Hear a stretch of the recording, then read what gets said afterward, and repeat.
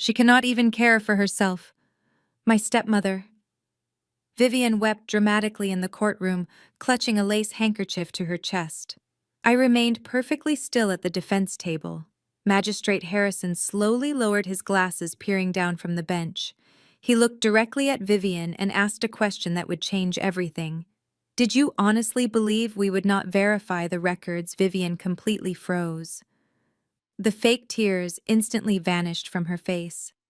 Her attorney gasped and dropped his pen. Behind me in the gallery, I could hear my white sister-in-law Chloe loudly whispering to anyone who would listen. I tried to help Kendra, but she is completely out of her mind. She is dangerous. My name is Kendra, and I am 32 years old. What Vivian and Chloe did not realize was that dragging me into a probate court in Chicago to claim I was mentally unstable was the biggest mistake of their lives. They thought I was just a grieving daughter they could easily manipulate to steal my late father's estate. They forgot one crucial detail. I am a senior forensic accountant for one of the largest financial firms in the country. I do not scream, and I do not cry. I follow the paper trail and I destroy my enemies with receipts. Before I tell you exactly how I dismantled their entire lives, let me know where you are watching from in the comments below. If you have ever had a toxic family member underestimate your intelligence, hit the like button and subscribe. You will definitely want to hear how this trap snapped shut. The courtroom was thick with tension. Vivian stood at the podium looking like a cornered animal. She wore her Sunday best, a navy blue suit she usually reserved for the front pew of our community church. She had spent the last 3 months painting me as a manic depressive woman who was burning through my inheritance. She brought a binder full of fabricated evidence, hoping the judge would grant her a full conservatorship. She wanted total control over my life and my bank accounts, just like Britney Spears, but without the pop music. Magistrate Harrison slammed his gavel, demanding order. "We are going to take a brief 20-minute recess," he announced, his voice echoing against the oak-paneled walls. "Counsel, I suggest you use this time to speak with your client about the penalties for perjury in my courtroom." He stood up and walked into his chambers. I calmly gathered my files and placed them into my leather briefcase. My lawyer gave me a subtle nod before stepping away to make a phone call. I walked out the heavy double doors into the brightly lit hallway of the courthouse. The marble floors clicked under my heels. I just wanted a moment of quiet before the next round of battle. But peace is a luxury you do not get when dealing with my family. Before I could even reach the water fountain, Chloe blocked my path. She was wearing a designer dress paid for by my brother Marcus, who was currently hiding in the men's restroom to avoid conflict. Chloe always played the role of the ultimate white savior in our family. She loved to act like she was elevating us, but her microaggressions were constant and exhausting. She reached into her oversized designer tote bag and pulled out a thick, crisp envelope. She shoved it directly into my chest, forcing me to take it. "What is this, Chloe?" I asked, keeping my voice completely level. "It is the bill, Kendra," she sneered, crossing her arms. "Somebody had to clean up the absolute disaster you left at the family estate. You completely trashed the place during your little manic episode last week. I had to hire a professional biohazard crew and an antique restoration specialist to fix the damage you caused. You are a complete mess and you need serious help. I am just trying to support Marcus through this tragedy." I opened the envelope and pulled out a perfectly printed invoice. The total at the bottom was exactly $45,000. It was an absurd amount of money for a cleaning service. I looked at the letterhead and immediately recognized the name of the company. It was a shell corporation registered to Chloe's maiden name. She was not just trying to have me declared legally insane, she was actively trying to extort me right outside the courtroom doors. I looked up from the fraudulent invoice and met her arrogant gaze. She expected me to break down crying or start yelling so she could point to my reaction as proof of my instability. Instead, I simply smiled at her and gently folded the paper back into the envelope. I held the crisp envelope out, offering it back to her. "I am not paying this, Chloe," I said, keeping my voice perfectly even. In fact, I am not paying for anything your little shell company claims to have done. If you want this money, you can take it up with my lawyers. Or better yet, submit it directly to the Internal Revenue Service as fraudulent business income. Chloe scoffed, slapping my hand away so the envelope fell to the marble floor. You are so ungrateful, Kendra. Honestly, it is exhausting trying to elevate this family. You all have this ghetto mentality where you just want to hoard your little inheritances and fight each other. I am the only one trying to bring some class to the Washington name. I am trying to preserve the estate so Marcus can have the future he deserves. But you just want to tear it all down because you cannot handle your own mental health issues. I watched her face flush with indignant rage. The sheer audacity of this woman standing in a courthouse, weaponizing my race and my grief while simultaneously trying to steal from me was almost impressive. Before I could respond, the heavy wooden door of the men's restroom creaked open. My stepbrother Marcus stepped out, wiping his sweaty palms on his tailored suit pants. He looked like a man walking to his own execution. Marcus Handel? Your sister Chloe snapped, not even looking at him. She is being completely irrational again. Marcus walked over, refusing to meet my eyes. He looked down at the envelope on the floor and sighed heavily. Kendra, please. He mumbled, his voice trembling slightly. Just sign the conservatorship papers. Let Vivian handle the accounts. We can put all of this behind us today. You will not have to worry about the bills or the estate taxes. You can just stay in your apartment and relax. Do it to save us the embarrassment of a public trial. Mom is inside crying her eyes out. Do you really want the whole church congregation reading about our family drama in the local paper? I stared at my brother. He was 34 years old, yet he still let his mother and his wife pull his strings like a cheap marionette. Embarrassment.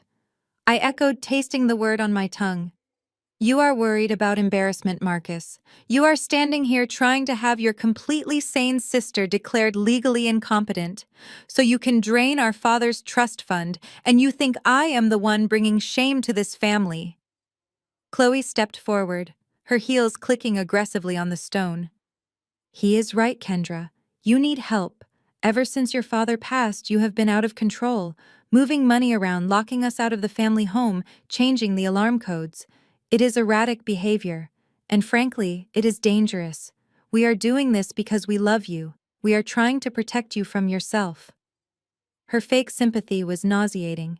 She tilted her head, giving me that practiced condescending smile she used whenever she wanted to play the victim. It was the same smile she wore at my father's funeral when she loudly told all his business partners that she was taking over the estate management because the rest of us were too emotional to handle it. I reached into my pocket and pulled out my smartphone. I did not raise my voice. I did not break eye contact.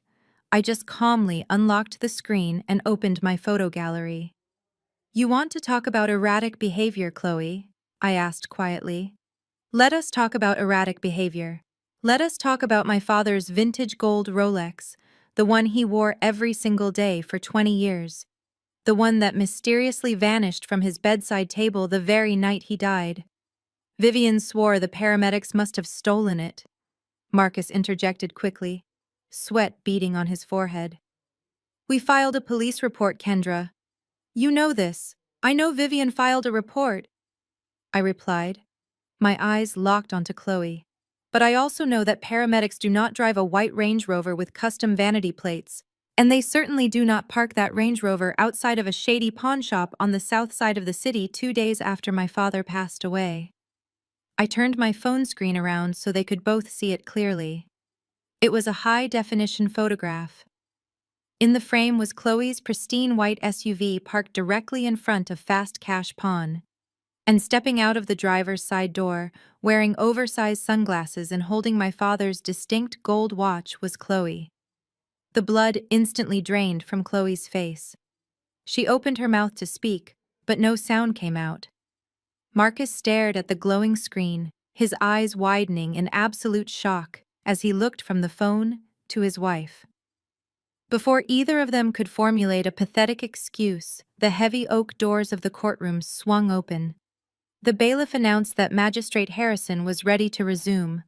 I locked my phone, slipped it back into my pocket, and walked past them without another word. Their panic was palpable, but this was just the beginning of their downfall. To understand how we reached this level of absolute hostility, you have to look back exactly 3 weeks to the reading of my father's will. We were all gathered in the freezing mahogany conference room of his longtime attorney, Mr. Sterling. Vivian was putting on the performance of a lifetime. She had spent the entire morning loudly discussing her grand plans to completely renovate the family estate and upgrade her luxury sedan to the newest model. Chloe sat next to Marcus. They treated the solemn reading of a last will and testament like a joke. I sat quietly at the opposite end of the long table, just waiting for the inevitable explosion. Mr. Sterling cleared his throat, adjusted his reading glasses, and opened the thick leather binder. He skipped the usual pleasantries and went straight to my father's final financial wishes. To my wife Vivian, I leave a monthly stipend of $4,000 to be managed and dispersed at the sole discretion of the estate executor. Vivian immediately stopped dabbing her eyes. Her hand froze in mid-air. She blinked rapidly as if the lawyer had suddenly started speaking another language. A stipend, she repeated, her voice losing its widow tone and sharpening into a shrill shriek. What do you mean, a stipend? I am his legally wedded wife. The entire estate belongs to me. Mr. Sterling did not look up from the document. He continued reading in a dry, monotonous voice that only angered her further. The entirety of my liquid assets, business holdings, and real estate properties, including the primary family residence, are hereby transferred into the Washington Family Irrevocable Trust. The sole trustee and executor of this estate, with full unilateral authority over all financial decisions, asset liquidations, and property management, shall be my daughter, Kendra Washington. The room plunged into a suffocating silence. You could have heard a pin drop on the thick carpet. Then the chaos erupted exactly as I had predicted. Vivian slammed both of her hands onto the mahogany table, her heavy wooden chair screeching against the hardwood floor as she stood up violently. That is a complete lie, she screamed, her face turning an ugly shade of purple. He would never do that to me. He promised me the house. He promised me the investment accounts. You forged this document. You manipulated him when he was sick and vulnerable on his deathbed. I remained perfectly still, simply watching her unravel before my eyes. I did not manipulate anyone, Vivian, I replied calmly, leaning back in my chair. Dad knew exactly what he was doing when he signed those papers. He knew you had a severe gambling problem, and he knew Marcus was drowning in secret debt. He wanted to protect the legacy he spent his entire life building from being completely squandered in 6 months. Chloe jumped to her feet, her expensive tablet clattering loudly onto the table. This is completely unacceptable, she declared, her white savior complex shifting into high gear. You are just his daughter from a previous marriage. You have no right to hoard wealth that rightfully belongs to Marcus and Vivian. This is exactly the kind of selfish, arrogant behavior we have all been tolerating from you for years. Marcus, say something to her right now. Marcus just stared blankly at the table, rubbing his temples in defeat. Vivian leaned aggressively across the table, pointing a shaking finger directly at my face. You listen to me, you arrogant little brat, she hissed, her church lady mask completely gone. You are not taking my money. I will hire the best lawyers in Chicago. I will drag your name through the mud. I will tell everyone in this city how mentally unstable you are. I will contest this will and have it thrown out of court if it is the last thing I do. I looked at her angry, twisted face and simply nodded. Do what you feel is necessary, Vivian, I told her softly. But she had no idea that her threat was exactly what I had been waiting for. When my father and I restructured his assets, we anticipated her greed. She was completely unaware of the ironclad no contest clause buried deep on page 42 of the document. By threatening to challenge the will in court, Vivian was stepping right into a legal bear trap that would permanently strip her of every single penny she was just promised. That bear trap, however, would take time to fully snap shut. In the immediate aftermath of the will reading, Vivian realized she needed to control the narrative. If she was going to convince a judge that I was mentally incompetent, she needed witnesses. She needed the community to believe her lies. And in our neighborhood, there was no better place to plant a poisonous seed than the First Corinthian Baptist Church on a Sunday morning. My father had been a deacon there for 20 years. His pew in the second row was practically a historical landmark. I decided to attend service that Sunday just to see how fast Vivian would launch her smear campaign. I walked through the heavy wooden doors wearing a simple black dress and immediately felt the shift in the atmosphere. The usual warm greetings from the usher board were replaced by awkward glances and hushed whispers. Women in oversized hats leaned into each other as I walked down the center aisle. Vivian had already done her groundwork. She was sitting in my father's usual spot, surrounded by Marcus and Chloe, who was wearing a ridiculously conservative floral dress to blend in. I took a seat 3 rows behind them. The service proceeded normally until Pastor Miller reached the community announcements portion of the morning. Pastor Miller was a charismatic man who loved the sound of his own voice, but he was also deeply dependent on the generous tithes my father used to provide. Vivian knew exactly how to use that financial leverage. The pastor gripped the edges of the wooden pulpit and lowered his voice into a tone of deep pastoral concern. "Church family," he began, looking out over the congregation. "Today we need to lift up a special prayer for the Washington family. As we all know, we recently lost our beloved brother Washington. But the tragedy did not end there. Sister Vivian has come to me with a heavy heart seeking our spiritual support." He paused dramatically, wiping his brow. "The devil is busy attacking the minds of our young people. We need to pray for Brother Washington's daughter Kendra. Grief is a heavy burden, and unfortunately, it has taken a severe toll on her mental health. She is struggling with her grip on reality and making reckless decisions that are tearing this beautiful family apart. Let us pray that she accepts the professional help her loving stepmother and sister-in-law are desperately trying to provide." The sanctuary erupted into a chorus of sympathetic murmurs. "Amen" and "Lord help her" echoed around the room. I watched as Vivian lowered her head, pretending to wipe away tears. Chloe reached over and rubbed Vivian's shoulder, looking around to make sure everyone saw her performance as the supportive white ally. Marcus just stared at the floor, looking miserable. They were publicly humiliating me, trying to build a documented history of my supposed insanity. They figured if the entire church believed I was crazy, the probate judge would believe it too.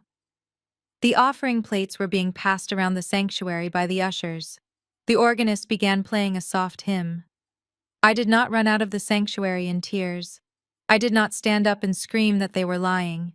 That is exactly what a mentally unstable person would do. Instead, I calmly stood up from my pew, smoothed down my dress, and walked confidently straight down the center aisle toward the altar. Every eye in the building followed me. The whispers grew louder, but I kept my posture perfectly straight. I reached the front just as an usher was handing the brass offering plate to Pastor Miller. I pulled a crisp $100 bill from my purse. The pastor looked at me with a mixture of pity and nervousness, clearly expecting me to cause a scene. I placed the $100 bill gently into the gold plate. "Pastor Miller," I said, my voice carrying clearly without me having to shout. "The acoustics in 1 Corinthian were excellent.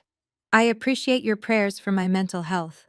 But since we are laying all of our family burdens on the altar today, I think we need to adjust your prayer list." The church fell completely silent. The organist actually stopped playing. I turned slightly so Vivian could see my face. "Do not waste your prayers on my sanity, Pastor," I continued, maintaining a polite and even tone. "You should probably ask the Lord to protect Vivian's offshore bank accounts in the Cayman Islands, because the Internal Revenue Service is going to need a lot more than a simple Sunday prayer when they finally find out she has been intentionally hiding illegal, undeclared assets from the federal government for the last 5 consecutive years without ever telling anyone." I walked out of that sanctuary, leaving the entire congregation in absolute shock. Like cornered rats, my family immediately scrambled to find another way to take me down. 2 days later, a loud knock echoed through my downtown apartment. I checked the security camera feed. It was Marcus and Chloe standing in my hallway. Standing right behind them was a tall woman I had never seen before, wearing a beige linen suit and carrying a clipboard. I opened the door, keeping the chain locked. "What do you want, Marcus?" I asked. He looked down at his shoes, leaving Chloe to do the talking. "Kendra, we need to come inside," Chloe said, using her softest, most condescending therapist voice. "We are here because we love you, and we are extremely worried about your rapid cognitive decline. We brought someone very special to meet you. Open the door, Kendra, or we will be forced to involve the authorities." I unlatched the chain and let them step inside my apartment. I wanted to see exactly how far they were willing to take this charade. The strange woman walked in and immediately started looking around my clean, organized living room as if she was inspecting a crime scene.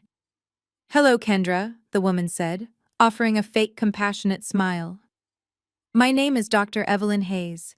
I am a holistic wellness coach and behavioral interventionist. Your brother and sister-in-law hired me because they are deeply concerned about the paranoid delusions you have been experiencing lately." I crossed my arms and stared at Chloe. "An intervention?" I asked, my voice completely flat. "You brought a fake wellness coach to my home for an intervention." Chloe let out a dramatic sigh and placed her designer bag on my kitchen counter. "She is not fake, Kendra. She is here to help you process the intense hallucinations you had at church on Sunday.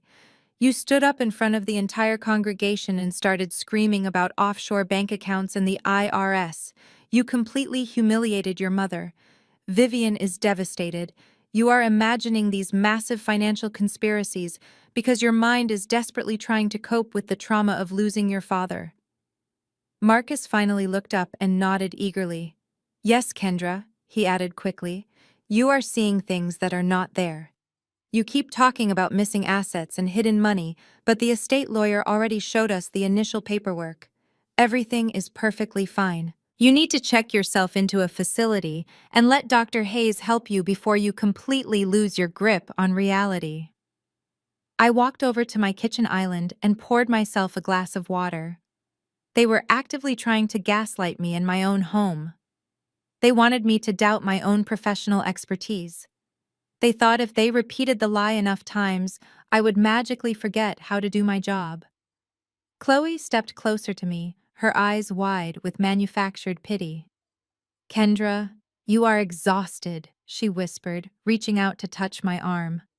I stepped back before she could make contact. "Just sign the temporary power of attorney over to Marcus," she continued. "Let us manage the trust while you focus on healing. You keep saying money is missing from the estate, but it is all in your head. There is no missing money. Your brain is just playing cruel tricks on you." Dr. Hayes pulled a pen from her clipboard and held out a stack of medical release forms. "We have a wonderful private holistic retreat in upstate New York," she said smoothly. "You can rest there for a few months. Your family will take care of the financial burden. All you have to do is sign these documents right now." I looked at the three of them standing in my living room trying to trap me in their little web of lies. I took a slow sip of my water and set the glass down on the granite counter. "I am not hallucinating, Chloe," I said clearly and firmly, "and I am definitely not imagining things. In fact, my vision has never been clearer." I walked over to my dining table and picked up a thick blue folder, holding it up for them to see. I did not just review the primary trust documents, I explained, watching their confident expressions begin to falter. "I spent the last 48 hours doing a complete forensic audit of the secondary estate accounts and the offshore holdings. You thought I was acting paranoid, but I already tracked every single penny. My brain is not playing tricks on me because math does not lie." I opened the folder and pulled out the top sheet of paper. "Exactly $150,000 is missing from my father's secondary investment portfolio. Exactly $150,000 is missing from my father's secondary investment portfolio." The color drained from Chloe's face. Marcus stepped back toward the door, looking terrified. "Get out of my apartment," I said, my voice dropping to a dangerous whisper. "Take your fake coach and leave before I call the authorities and have you arrested for extortion." They practically tripped over each other, rushing out into the hallway. I locked the deadbolt, thinking I had won the battle. I sat down at my dining table to continue reviewing the offshore accounts. I needed to find out exactly where that missing money went. But my toxic family was not done. They were just changing their tactics from psychological manipulation to physical danger. Less than 2 hours later, a loud, aggressive pounding rattled my front door. It was not a polite knock, it was the sound of heavy fists hitting the wood. Chicago Police Department opened the door immediately, a deep voice shouted from the hallway. My blood ran cold. As a black woman living alone in America, having the police called to your home for a wellness check is not a minor inconvenience. It is a potentially life-threatening situation. I knew exactly what Chloe had done. She realized she could not gaslight me, so she weaponized the police against me. I walked to the door and took a slow, deep breath to steady my racing heart. I opened the deadbolt and slowly pulled the door wide open, making sure both of my empty hands were clearly visible. Two large police officers stood in the hallway, their hands resting cautiously near their holstered weapons. "Are you Kendra Washington?" the taller officer asked, his eyes scanning my face and then darting past me to assess my living room. "Yes, officer, I am Kendra," I replied, keeping my voice completely calm and even. "How can I help you today? We received a frantic emergency call from your sister-in-law." The officer explained, his posture still stiff and alert. "She stated that you were suffering from a severe psychotic break.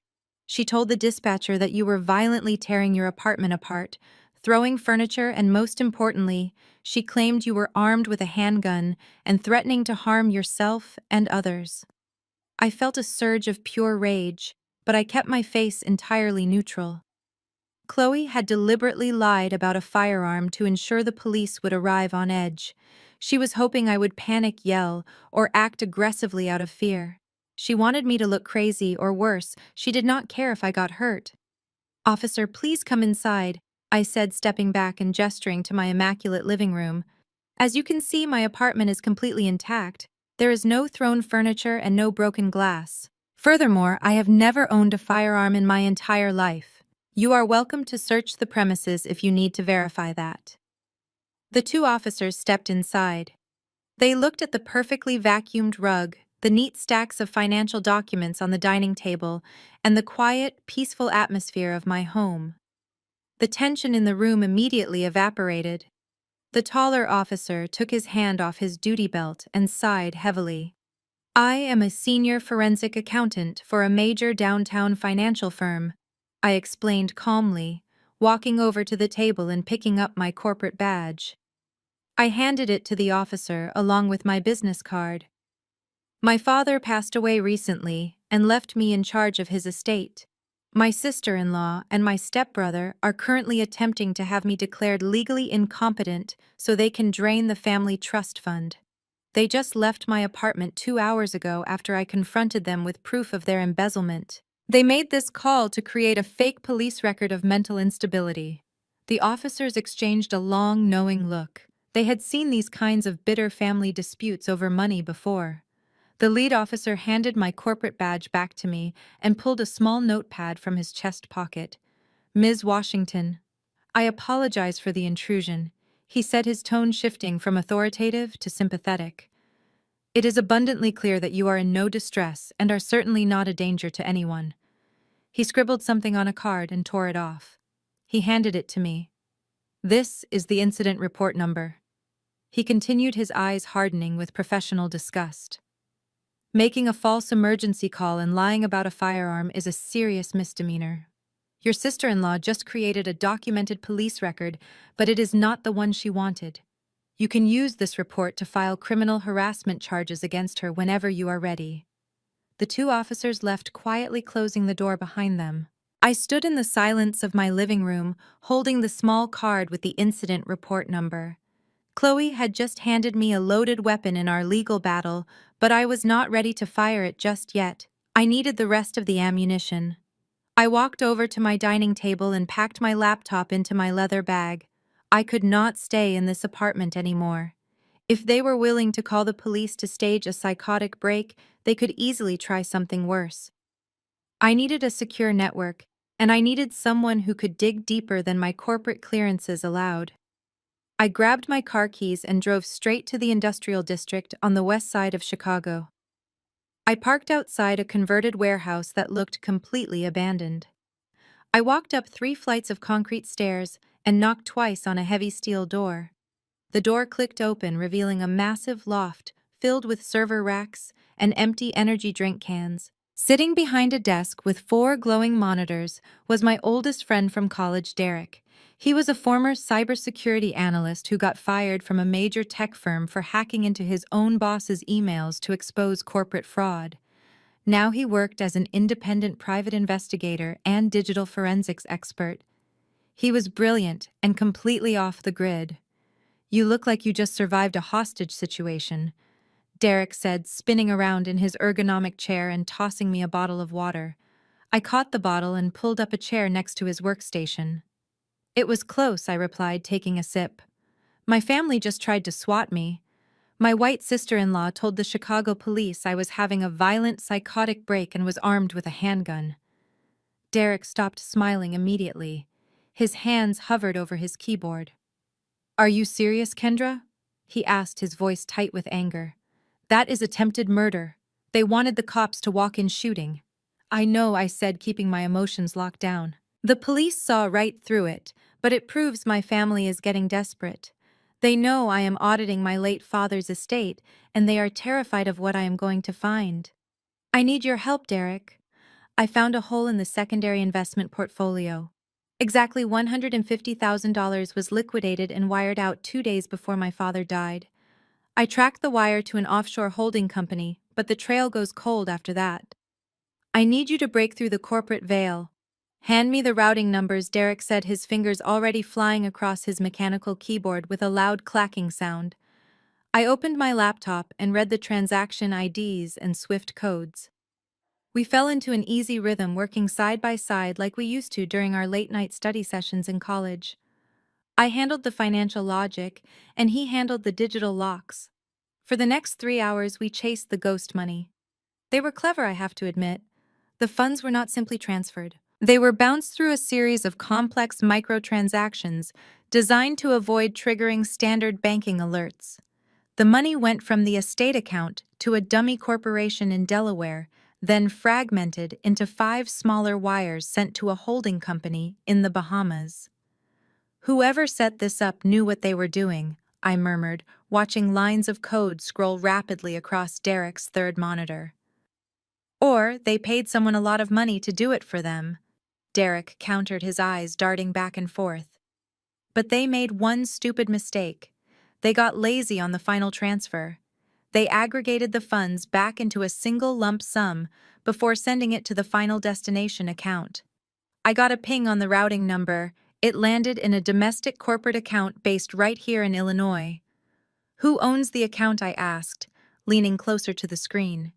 Derek rapidly typed a series of commands pinging the Illinois Secretary of State Business Registration database. "Let us find out," he muttered. He pulled the articles of incorporation for the final shell company. It was listed as a high-end vintage furniture curation service. The screen flashed and a scanned PDF document appeared displaying the original registration signatures. Derek enlarged the image and pointed to the bottom of the screen. "Look at the managing director," he said softly. I stared at the name printed clearly on the screen. It was not Vivian. My stepmother had nothing to do with this specific theft. The shell company was registered under the maiden name of my wonderful supportive sister-in-law, Chloe. The shell company was registered under Chloe's maiden name. The sheer audacity of her actions made me laugh out loud in the dark warehouse. Derek quickly pulled up her recent public social media profiles. Chloe was not just hiding the stolen money, she was actively spending it. Right now, she was hosting an exclusive charity gala at the Oak Brook Country Club. The event was supposedly designed to raise awareness for mental health initiatives. This was a sickeningly ironic twist, considering she had just sent the police to my house for a fake psychiatric emergency. I grabbed my laptop bag and drove back to my downtown apartment. I had 30 minutes to change my clothes and prepare my next move. I bypassed the business suits and pulled out an emerald green silk gown. If I was going to crash a high society country club event, I was going to do it looking completely unbothered. I drove to the sprawling estate, handed my keys to the valet, and walked right past the front desk. I knew exactly how to navigate these elite spaces. You just walk with enough authority and cold confidence that nobody dares question your presence. The grand ballroom was dripping with crystal chandeliers and massive floral arrangements. Waitstaff in crisp white tuxedos carried silver trays of expensive appetizers through the crowd. I spotted Chloe almost immediately. She wore a custom white designer dress, holding a crystal flute of champagne, and holding court with wealthy older white women. They stood near the main bar, laughing loudly and patting each other on the back for being charitable saviors. I walked directly toward the bar, positioning myself right next to her affluent circle. The bartender approached and asked what I wanted to drink. I ordered a neat bourbon, speaking just loudly enough to cut through their polite aristocratic chatter. I took a slow sip and turned slightly toward the woman closest to Chloe. She wore a massive diamond necklace that caught the light from the chandeliers above. I smiled at the woman and complimented her jewelry. She thanked me graciously and asked if I was a friend of the lovely hostess. I looked right at Chloe, who had finally noticed me standing there.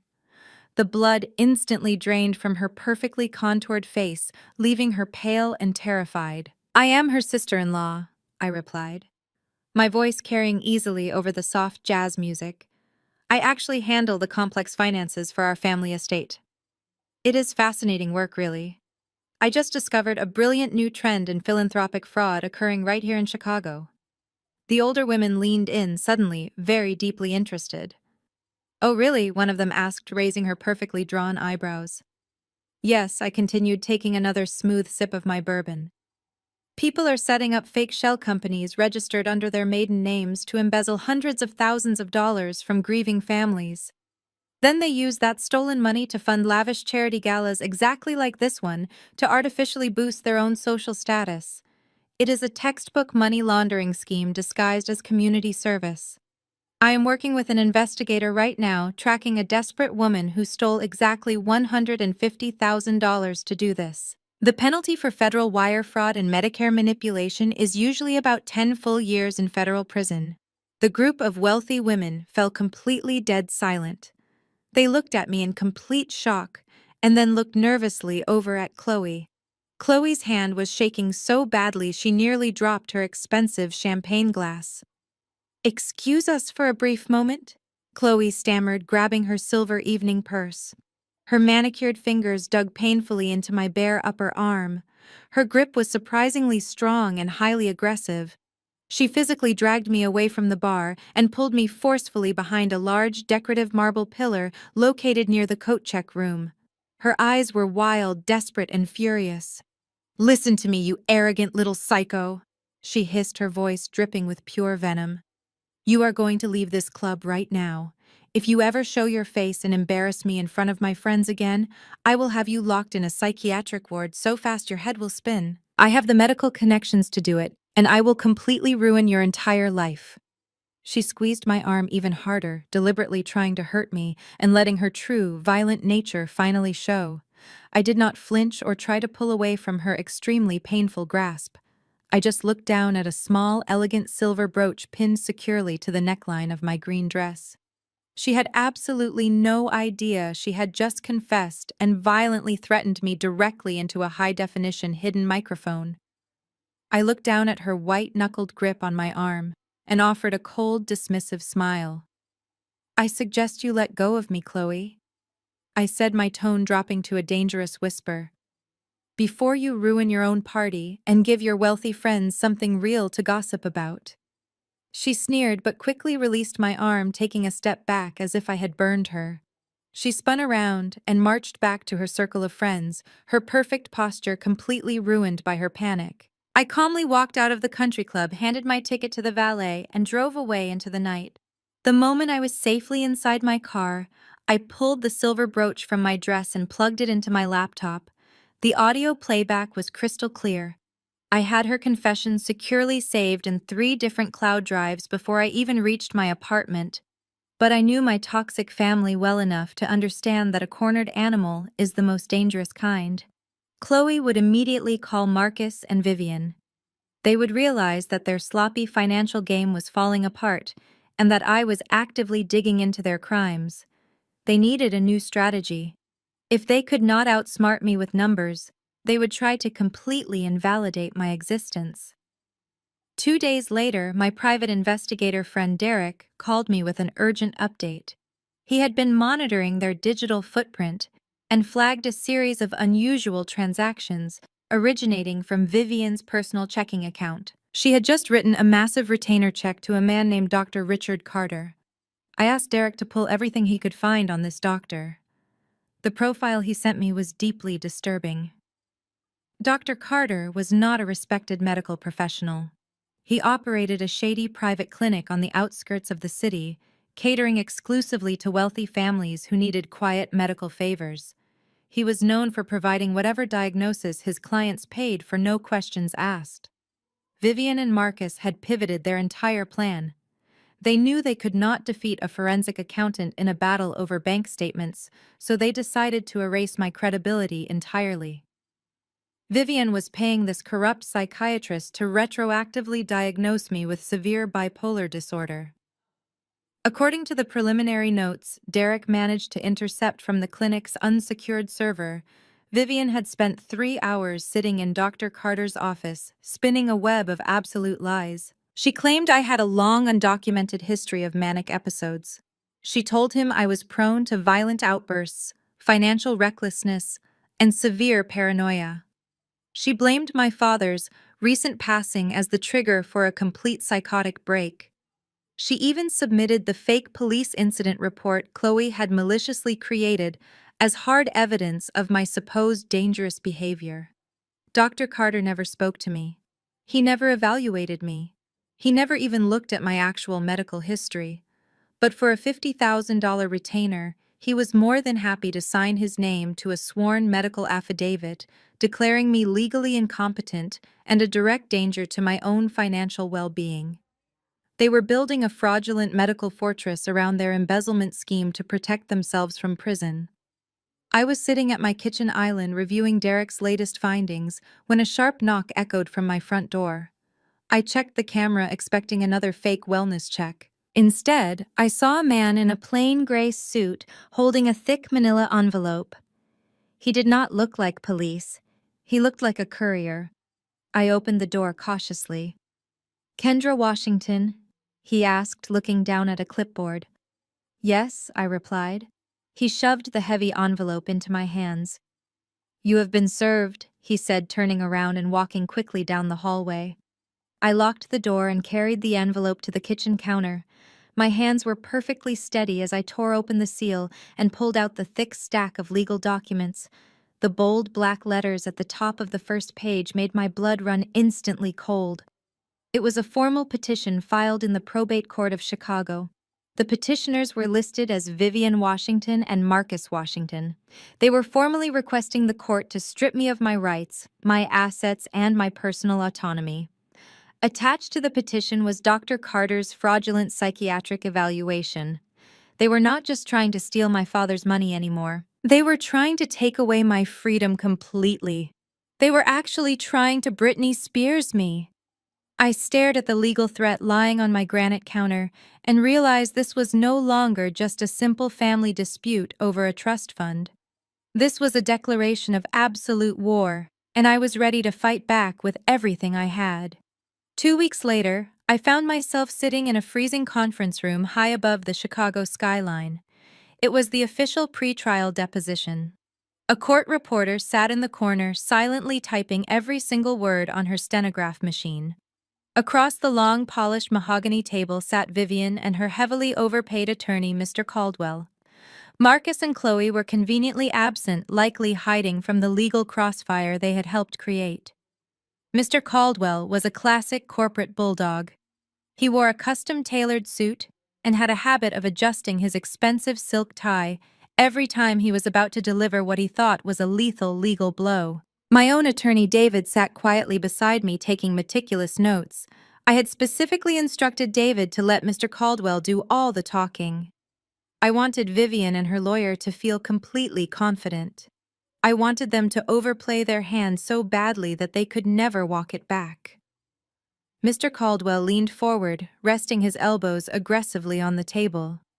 He looked at me with a mixture of manufactured pity and genuine contempt. "Miss Washington," he began, his voice dripping with practiced condescension.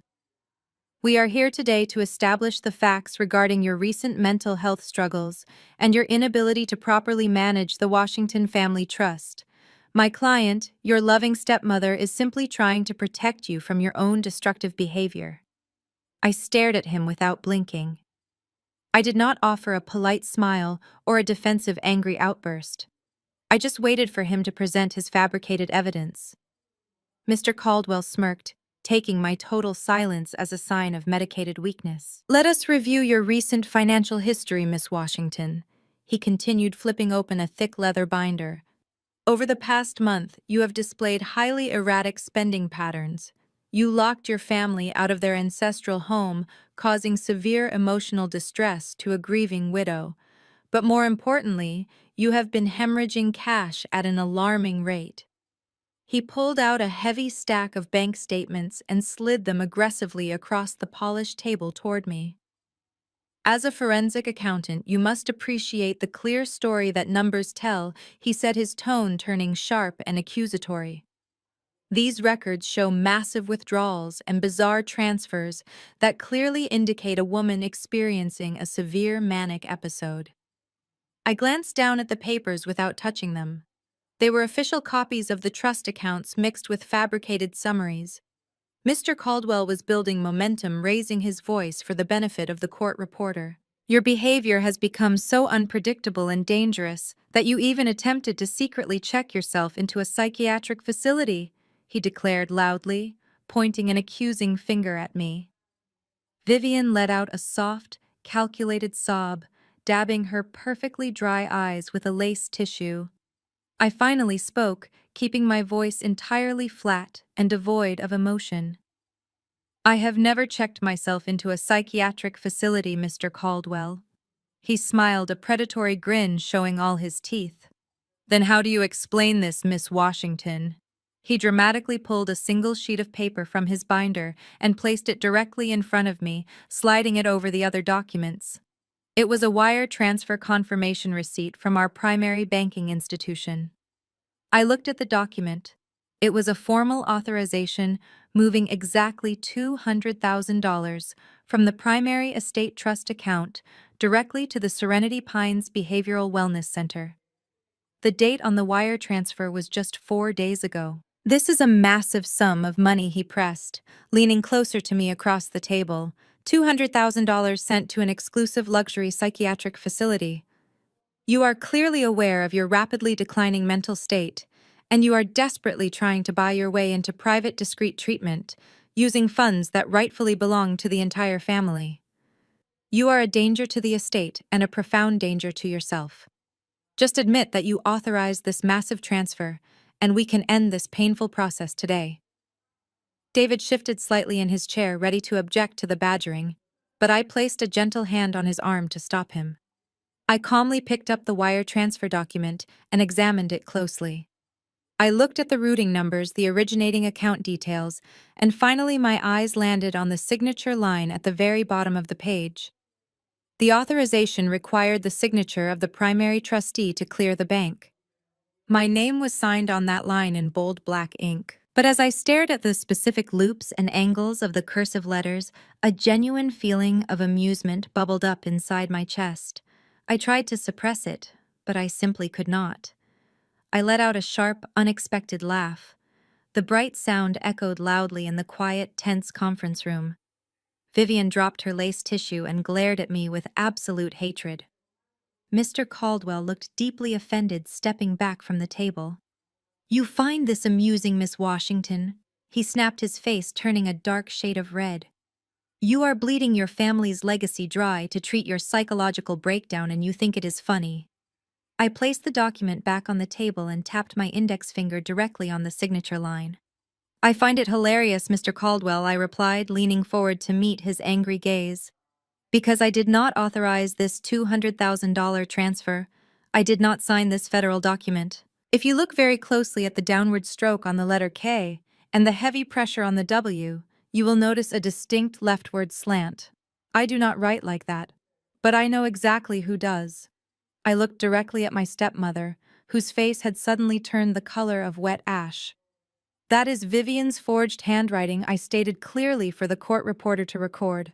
My stepmother just submitted a forged wire fraud document into a federal deposition.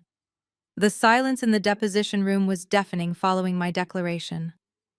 Mr. Caldwell frantically gathered his papers and abruptly ended the session, citing a sudden emergency. He knew his client had just committed a federal crime right in front of him. That was 5 days ago. Now it was the morning of the official probate trial, the morning my family intended to stand before Magistrate Harrison and formally request my placement into a psychiatric facility. I sat alone in a quiet coffee shop across the street from the downtown courthouse, sipping a black coffee and reviewing my meticulously organized forensic files. The bell above the coffee shop door chimed. I did not need to look up to know who had just walked in. The nervous, frantic energy radiating across the room was unmistakable. Marcus pulled out the metal chair across from me and sat down heavily. He looked absolutely terrible. The custom suit he wore was wrinkled and dark circles framed his bloodshot eyes. He was sweating profusely despite the cool morning air conditioning. He looked nervously around the empty cafe before leaning across the small wooden table. "Kendra, we need to talk," he whispered, his voice trembling with poorly concealed panic. I took a slow sip of my coffee and set the cup down carefully. "I am listening, Marcus," I replied, keeping my expression completely neutral. He swallowed hard, wiping sweat from his forehead. "This whole situation has gotten completely out of hand," he began, trying to sound reasonable. "Mom is extremely stressed. Chloe is having panic attacks. The family is falling apart, Kendra. We do not want to go into that courtroom today and destroy your reputation. We want to find a peaceful resolution." I raised a single eyebrow, waiting for the actual point of his sudden visit. Marcus leaned closer, lowering his voice even further. "I convinced Mom to offer you a settlement deal," he said, rushing the words out. "If you agree to transfer exactly 50% of the total estate assets into her name, she will drop the entire conservatorship petition. She will withdraw the medical affidavit from Dr. Carter. We will walk away and let you keep the other half. We can pretend none of this ever happened and move on." I stared at my stepbrother, studying his desperate face. He was trying to frame this as a generous compromise. He wanted me to believe he was saving me from the humiliation of a public trial. But I am a forensic accountant. My entire career is based on seeing the truth hidden beneath the numbers and the lies. I looked at his shaking hands and his panicked eyes, and I instantly realized the truth. Marcus was not here to save me. He was here to save himself. The forged wire transfer document from the deposition had completely terrified him. He finally understood that Vivian and Chloe had not just played a dirty family trick. They had crossed the line into serious federal offenses.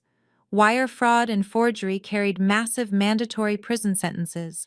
Marcus was suddenly realizing that he was an accessory to a major felony. "You are not offering me a deal, Marcus," I said, my voice low and steady. "You are begging for a life raft. You saw the forged signature on that $200,000 transfer, and you finally realized your mother is going to federal prison. Now you are terrified that you are going to be dragged down right alongside her." His eyes darted nervously toward the cafe window. "Kendra, please," he begged, his voice cracking. "If we go into that courtroom today, there is no turning back. Mom is determined to destroy you if you do not pay her. Just give her half the money and save yourself." I slowly closed my leather portfolio and slid it into my briefcase. I leaned forward, resting my arms on the table, and looked directly into his terrified eyes. "Let me explain exactly what is going to happen today, Marcus," I told him, my tone completely devoid of any sympathy. "I am not giving Vivian a single dime of my father's money. I am going to walk into that courthouse and I am going to mathematically dismantle every single lie your wife and your mother have told. They are both going to lose everything. But you have one final choice to make." I stood up, picking up my briefcase and looking down at him. "You have exactly 24 hours to contact the district attorney and officially turn state's evidence against your mother and your wife," I said coldly. If you testify against them, I will not name you in the civil fraud lawsuit. But if you walk into that courtroom today and support their lies, you will go down with them. I left Marcus sitting frozen in the coffee shop. 2 hours later, the heavy wooden doors of the probate courtroom swung open, and we were on the record. Magistrate Harrison took his seat at the high bench. At the petitioner's table, Vivian sat with perfect posture, wearing a conservative navy suit. Her attorney, Mr. Caldwell, stood next to her, looking incredibly confident, despite the disaster of our previous deposition. He clearly believed medical authority would override any financial evidence I presented. Marcus sat behind them in the gallery, looking absolutely sick to his stomach. Next to him sat Chloe, wearing a pristine white blouse and a subtle smirk. She looked completely unaware of the legal avalanche hanging directly over her head. Mr. Caldwell cleared his throat. "Your Honor," he began, his voice booming across the room. "To establish the severe necessity of this conservatorship, we call our primary expert witness to the stand. We call Dr. Richard Carter to testify regarding the rapidly deteriorating mental state of the respondent, Kendra Washington." The bailiff opened the side door and Dr. Carter walked in. He looked the part of a distinguished medical professional. He wore a tailored charcoal suit and carried a thick leather portfolio. His silver hair was perfectly combed, and he offered the judge a respectful nod before taking his seat in the witness box. He placed his left hand on the Bible and swore to tell the truth. It was a chilling display of comfortable perjury. Mr. Caldwell approached the podium. "Dr. Carter, could you please share your professional medical assessment regarding Kendra Washington with this court?" Dr. Carter adjusted the microphone and looked at me with a manufactured expression of clinical pity. "Based on my extensive review of the behavioral reports, police records, and family testimonials, I have diagnosed Miss Washington with severe bipolar disorder accompanied by acute paranoid delusions." He spoke with such smooth authority that a lesser person might have doubted their own sanity. The sudden loss of her father served as a massive psychological trigger. He continued, "She is exhibiting classic signs of mania, including reckless financial behavior, aggressive hostility toward her primary support system, and deep paranoid ideation. She genuinely believes her family is conspiring to steal from her, which is a textbook defensive projection to justify her own erratic hoarding of estate assets. She lacks the cognitive capacity to manage a multi-million-dollar trust." I sat perfectly still, listening to a man I had never spoken a single word to clinically dissect my brain for a $50,000 bribe. I did not glare at him. I simply took notes on my legal pad. From the gallery I could see Chloe shift in her seat. She offered a subtle, triumphant smirk directly at me. She truly believed they had won. She thought the word of a doctor would instantly erase my forensic expertise and silence me forever. She thought the system was designed to protect people exactly like her. Magistrate Harrison looked over his spectacles at the witness. "Doctor, you are stating for the record that you believe the respondent requires immediate institutional care and financial guardianship," he asked. "Yes, Your Honor," Dr. Carter replied firmly without missing a beat. "It is my professional medical opinion that leaving Miss Washington in control of her estate would result in catastrophic financial and personal harm." Mr. Caldwell smiled broadly and turned toward our table. "No further questions for this witness, Your Honor." He walked back to his seat, looking like a man who had just won the lottery. Magistrate Harrison turned his attention to my side of the room. "Does the defense wish to cross-examine this medical expert?" he asked. My attorney David slowly stood up from his chair. He walked calmly to the center of the room and looked directly into Dr. Carter's eyes.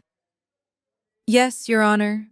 We have a few brief questions," David said, his voice polite but icy. "Dr. Carter, you have spoken at great length today about your professional medical opinion and your clinical expertise." The doctor nodded confidently, leaning back in his wooden chair. "That is correct, Counselor." David took one step closer to the witness box, holding a single piece of paper out in front of him. For the official court record, Dr. Carter, could you please state the exact identification number of your active medical license to practice psychiatry in the state of Illinois? The smooth, confident smile instantly vanished from Dr. Carter's face. He blinked rapidly, staring at the paper in David's hand. The courtroom fell completely silent. The distinguished medical expert opened his mouth to speak, but absolutely no words came out. He just sat there frozen under the bright fluorescent lights, unable to answer the simplest question a doctor could ever be asked. The silence stretched on thick and suffocating. Dr. Carter shifted his weight in the heavy wooden chair, his eyes darting frantically toward Mr. Caldwell for some kind of lifeline. I do not see the relevance of reciting my license number from memory. He finally stammered, his smooth, authoritative voice completely cracking. I have provided my professional clinic letterhead to the court. My credentials speak for themselves. David did not back down. He took another step toward the witness stand, holding the single piece of paper firmly in his hand. Your credentials absolutely do speak for themselves, Dr. Carter, David replied, his voice echoing loudly in the tense courtroom. Or rather, I should call you Mr. Carter since you no longer possess the legal right to use that medical title in the state of Illinois. Mr. Caldwell shot up from his chair, slamming his hands flat on the petitioner table. Objection, Your Honor, he shouted, his face turning a dark shade of crimson. This is outrageous badgering. My client hired a respected medical professional to conduct an independent evaluation. The defense is trying to assassinate his character to distract from the respondent's obvious mental decline. Magistrate Harrison raised his hand, silencing the angry lawyer instantly. Overruled, counselor. The judge barked, his eyes narrowing sharply at the man in the witness box. I am highly interested in what the defense has to say. Proceed, David.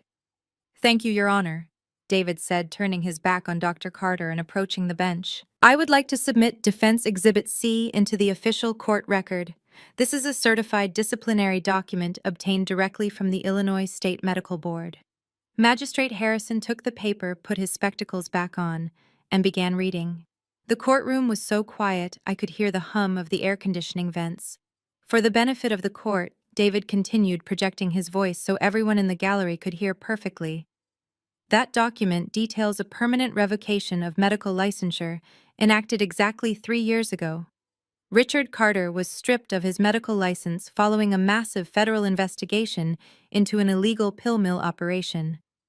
He was found guilty of writing fraudulent prescriptions for heavy narcotics and billing Medicare for phantom patients.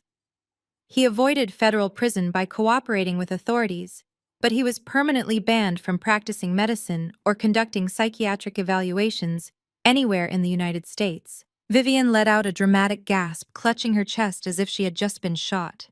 She turned toward Mr. Caldwell, her eyes wide with manufactured innocence, silently pleading that she had no idea who she had hired.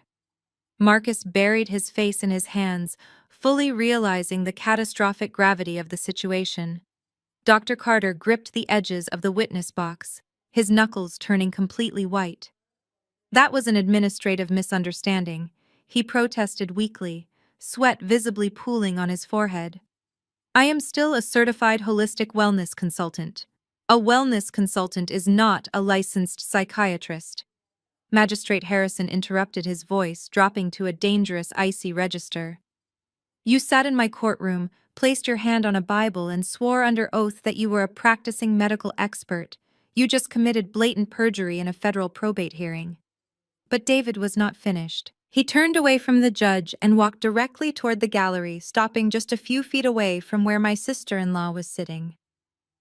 Your Honor, the defense has one more crucial detail regarding this so-called medical evaluation. David announced, his eyes locked dead onto Chloe.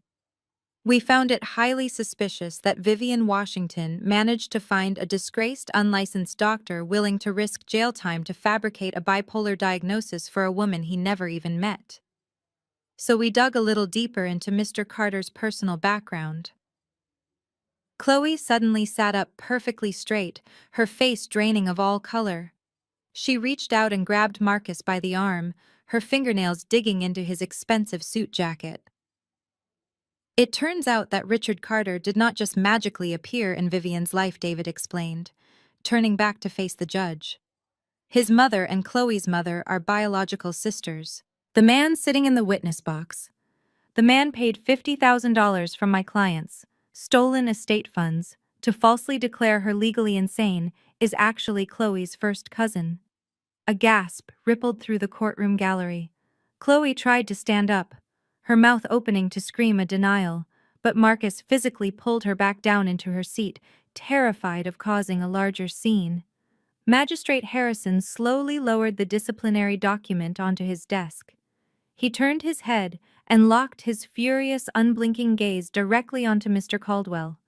The corporate attorney stood frozen, his mouth slightly open, looking like he was about to completely faint.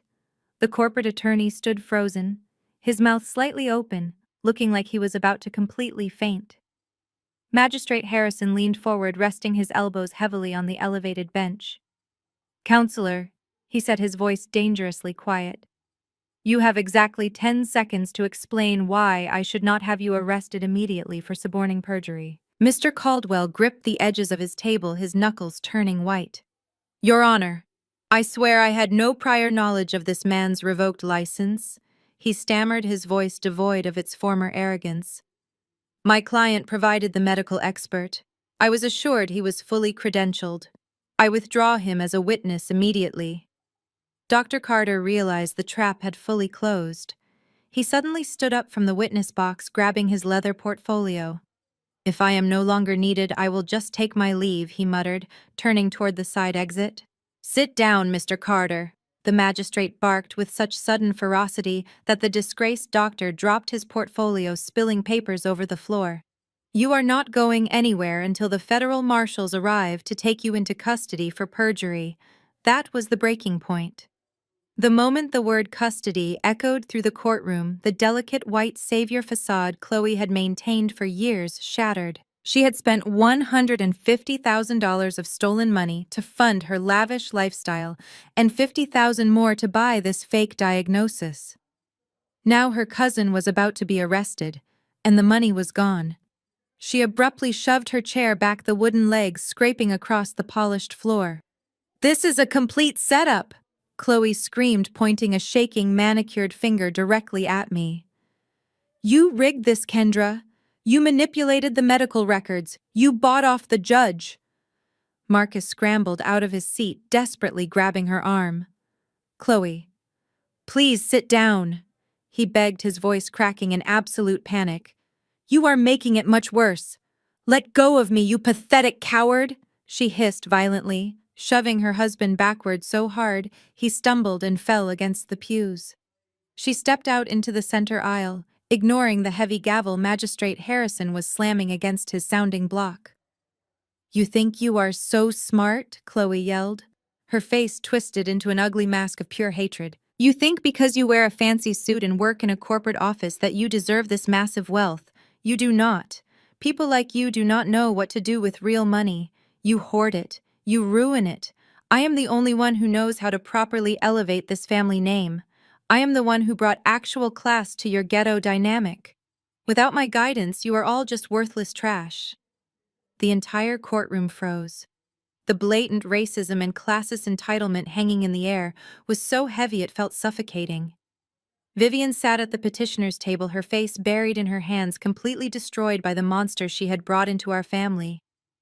I simply sat at the defense table, my posture straight and my expression completely neutral.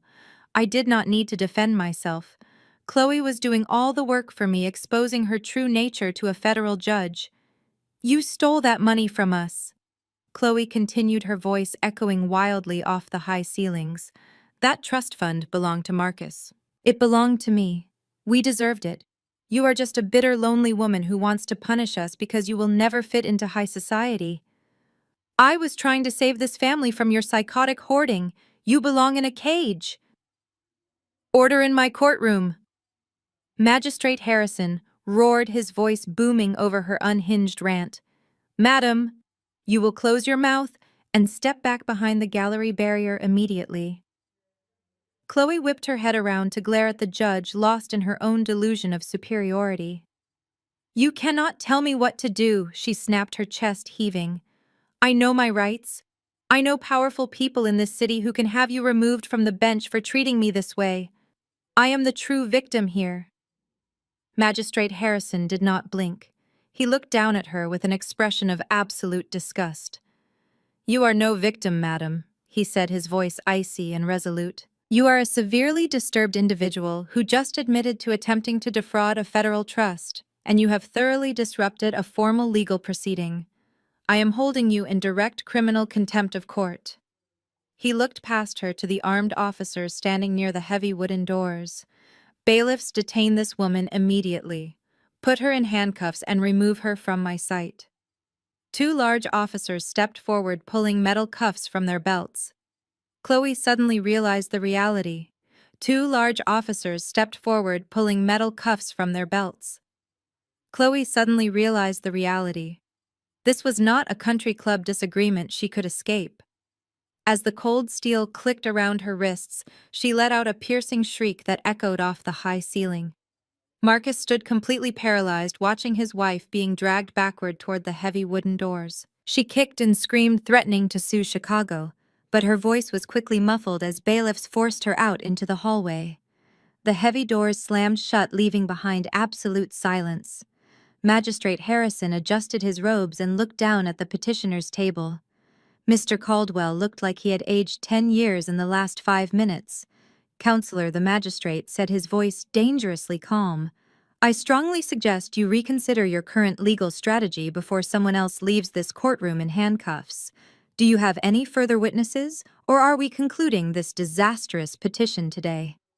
Caldwell swallowed hard. He looked at Vivian, who was staring blankly at the doors where her daughter-in-law had just been dragged through. Vivian suddenly gripped her lawyer's sleeve. "Let me speak," she whispered fiercely, her eyes wild with desperation. "Put me on the stand right now. I can fix this." Mr. Caldwell hesitated, but he knew his career was already hanging by a thread. "Your Honor," he announced, his voice shaky, "we call the petitioner Vivian Washington to the stand." Vivian stood up, smoothing down her navy blue skirt. She walked slowly to the witness box, keeping her head bowed to perfectly play the role of the traumatized, grieving widow. She placed her hand on the Bible and swore to tell the whole truth, knowing fully well she was about to do the exact opposite. She took her seat and immediately pulled a fresh lace tissue from her pocket, dabbing her dry eyes. Mr. Caldwell approached the podium, taking a deep breath to steady his nerves. "Mrs. Washington," he began softly, "this has obviously been a deeply distressing morning, but we must address the core issue of this conservatorship. Why do you firmly believe your stepdaughter is in immediate danger to herself and the family estate?" Vivian looked up, her face twisted into an expression of profound maternal sorrow. "Because I have seen her madness with my own 2 eyes," she cried, her voice shaking with practiced emotion. "Just last week I went to the family estate to retrieve some of my late husband's belongings. I heard a noise coming from the backyard. I walked out to the patio and I saw Kendra standing over the stone fire pit. She was completely unhinged, laughing hysterically to herself. She had bundles of $100 bills and important financial documents, throwing them straight into the roaring fire. She was burning her own inheritance. I tried to stop her, but she looked at me with these dead, crazy eyes and told me I was next. She is a danger to us all." Mr. Caldwell turned to the judge, nodding solemnly. "Thank you, Mrs. Washington. No further questions." Magistrate Harrison looked over at our table. David stood up, buttoning his suit jacket. He did not look angry. He looked entirely victorious. He walked to the center of the room, holding a small black remote control. "Mrs. Washington," David said, his voice polite and steady, "you are absolutely certain about this event. You are testifying under oath that on the afternoon of Tuesday the 14th, you witnessed my client burning cash and documents in the estate fire pit." "Yes, I am absolutely certain," Vivian replied, lifting her chin defiantly. I will never forget the terrifying look on her face. "She is entirely insane." David nodded slowly. That is fascinating, Mrs. Washington, because my client is a forensic accountant who relies heavily on verifiable data. When she assumed control of the estate, her very first action was upgrading the security system, including installing high-definition hidden cameras overlooking the entire property. Vivian suddenly froze, her confident posture completely collapsing. David pointed the remote at the large television monitor mounted on the courtroom wall and pressed a single button. The screen flickered to life, displaying crystal-clear color footage of the estate backyard. The timestamp in this corner perfectly matched the exact date and time Vivian had just sworn to. The courtroom watched in absolute silence as a figure walked into the frame and approached the stone fire pit. It was not me. I was nowhere near the property. The high-definition footage clearly showed Vivian Washington standing completely alone. She was not burning bundles of cash. She was frantically tearing pages out of my late father's personal leather-bound journals, throwing them into the flames to permanently destroy the handwritten drafts of his true final will. She was frantically tearing pages out of my late father's personal leather-bound journals, throwing them into the flames to permanently destroy the handwritten drafts of his true final will. The entire courtroom let out a collective gasp of pure shock. Vivian stared at the high-definition monitor as if a ghost had just walked into the room. The color completely drained from her face, and she slumped back against the heavy wooden chair. Mr. Caldwell buried his face in his hands, recognizing that his lucrative career was officially over. Magistrate Harrison did not yell or bang his gavel. He simply paused the video on a clear frozen frame of Vivian holding the burning documents. "That is destruction of evidence and tampering with a federal trust," the magistrate stated, his voice as cold as absolute zero. "Mrs. Washington, you are walking on a razor-thin line between civil penalties and federal prison. Do you have anything to say for yourself?" Vivian opened her mouth, but no sound came out. She just shook her head. Her perfectly crafted widow persona shattered into a million unfixable pieces. David stepped forward, shutting off the large television monitor. "Your Honor, the defense has one final piece of evidence to present. To properly explain the massive financial discrepancies alleged by the petitioner, I call my client, Kendra Washington, to the stand." I stood up from the defense table, smoothing the fine fabric of my tailored suit. I walked calmly and confidently to the witness box. I did not look at Vivian or Marcus. I kept my eyes locked respectfully on the magistrate. I placed my right hand on the Bible, swore the oath, and sat down. I was not taking the stand as a helpless victim defending her own sanity. I was taking the stand as a certified expert witness in forensic accounting. Miss Washington. David began pacing slowly in front of the empty jury box. "The petitioners submitted a bank wire transfer earlier today. They claimed you authorized a payment of exactly $200,000 to a psychiatric facility for your own mental health treatment. Can you please explain to the court exactly where that money actually went?" I adjusted the microphone and slowly opened my leather portfolio. "Yes, I can," I replied, my voice projecting clearly across the silent room. When I assumed control of the estate, I immediately initiated a standard forensic audit. I noticed a massive discrepancy involving a $200,000 wire transfer. The document Mr. Caldwell presented earlier listed the destination as the Serenity Pines Behavioral Wellness Center. However, wire transfers leave a permanent digital footprint that cannot be erased by simply forging a signature on a piece of paper. I pulled a thick stack of verified financial routing reports from my portfolio and handed them to the bailiff to pass directly to the judge. "If you follow the routing numbers, you will see that the money did not go to Serenity Pines," I explained. "The funds were initially sent to a dummy corporation in Delaware called Horizon Holdings. From there, the money was split into 4 separate payments of $50,000 each to intentionally avoid triggering federal banking alerts. Those 4 payments were then wired directly to a private medical facility in Southern California." Magistrate Harrison put his reading glasses back on and reviewed the routing documents. He looked up, his brow heavily furrowed in deep concentration. Miss Washington, this destination account does not belong to a psychiatric ward in Chicago. It belongs to the Ocean View Recovery Center in Malibu, California. That is absolutely correct, Your Honor, I stated firmly. The Ocean View Recovery Center is not a psychiatric facility for treating bipolar disorder. It is an exclusive luxury rehabilitation center specializing exclusively in severe substance abuse and chemical dependency. The $200,000 was used to pay upfront for a fully confidential 6-month residential treatment program. Vivian sat completely frozen at her table, staring blankly ahead. Marcus was staring at the floor, looking like he wanted the ground to open up and swallow him whole. David stepped closer to the witness box, resting his hand on the wooden rail. And Miss Washington, who exactly was the registered patient receiving this expensive luxury treatment in Malibu? I looked directly at Marcus, whose eyes were welling up with tears of absolute shame. I did not go to Malibu.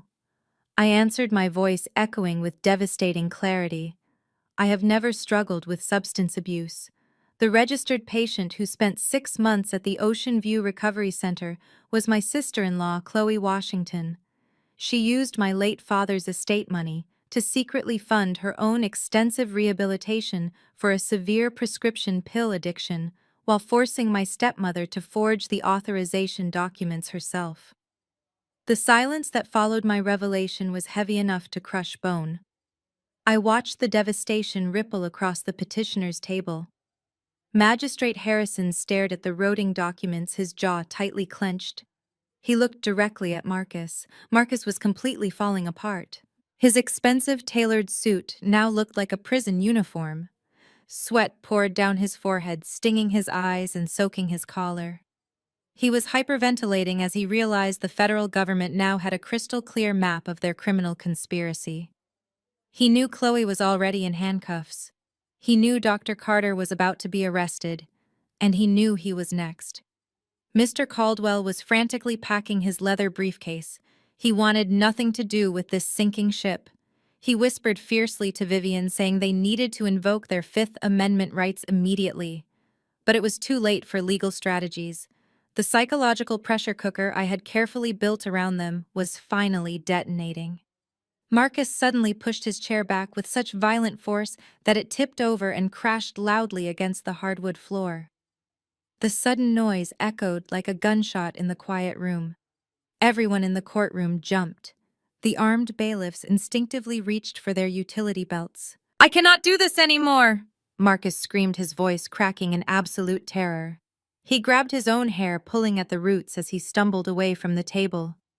"I will not go to federal prison for them," he yelled. "I will not do it!" Mr. Caldwell lunged forward forcefully, grabbing Marcus by the arm. "Shut your mouth, you fool!" The lawyer hissed, his own panic finally breaking through his polished professional exterior. "Anything you say right now will be used against you in a prosecution." But Marcus violently shoved the lawyer away. He staggered blindly into the center aisle, pointing a trembling finger directly at his own mother. It was all their idea. He sobbed, tears of pure panic streaming down his flushed face. It was all her idea. Mom and Chloe planned everything from the very beginning. They knew the money was permanently locked in the trust, and Chloe owed massive, terrifying debts to her private street dealers. She threatened to completely leave me and take everything if I did not help them steal the cash. Magistrate Harrison slammed his wooden gavel down hard. "Mr. Washington, you are making a spontaneous, unsworn confession to a massive federal crime in an open courtroom," he warned, his deep voice echoing with absolute authority. "I strongly advise you to secure independent legal counsel before you speak another word today." "I do not care," Marcus wailed, dropping heavily to his knees on the polished floor right in the middle of the wide aisle. "I want full federal immunity. I will tell you everything you want to know. Just do not let them lock me in a cell." I was physically present in the room when they forged those banking documents. Mom sat there and practiced Kendra's signature for 3 straight hours at the dining room table. She kept complaining about messing up the leftward slant on the letters. When she finally got it perfectly right, Chloe took the forged paper directly to the bank manager she had been secretly bribing. The dedicated court reporter typed furiously efficiently, capturing every single damning word of his disastrous, spontaneous confession. I helped them do it. Marcus continued burying his wet, pathetic face in his shaking hands. I personally logged into the main estate accounting software and permanently disabled the security email alerts so Kendra would not get notified about the massive unauthorized withdrawal. I am the one who printed the fake psychiatric evaluation forms for Dr. Carter to sign. I did it all because they repeatedly told me Kendra would never figure it out. They said she was just a stupid numbers girl, and our side of the family deserved the money more than she ever did. Please do not send me to prison. I will testify against both of them without hesitation. The sheer pathetic nature of his absolute betrayal hung heavily in the freezing air. He was a grown man openly sobbing on the floor, instantly selling out his own mother. Vivian stood up from her chair, her face entirely devoid of color, but her eyes burning with terrifying rage. The mask of the grieving church widow was completely gone, replaced by the vicious, manipulative woman she truly was. She slowly walked around the heavy wooden table, approaching her son, who was still kneeling and sobbing. "Mom, please," Marcus whimpered, looking up at her with terrified, tear-filled eyes. Vivian did not say a single word.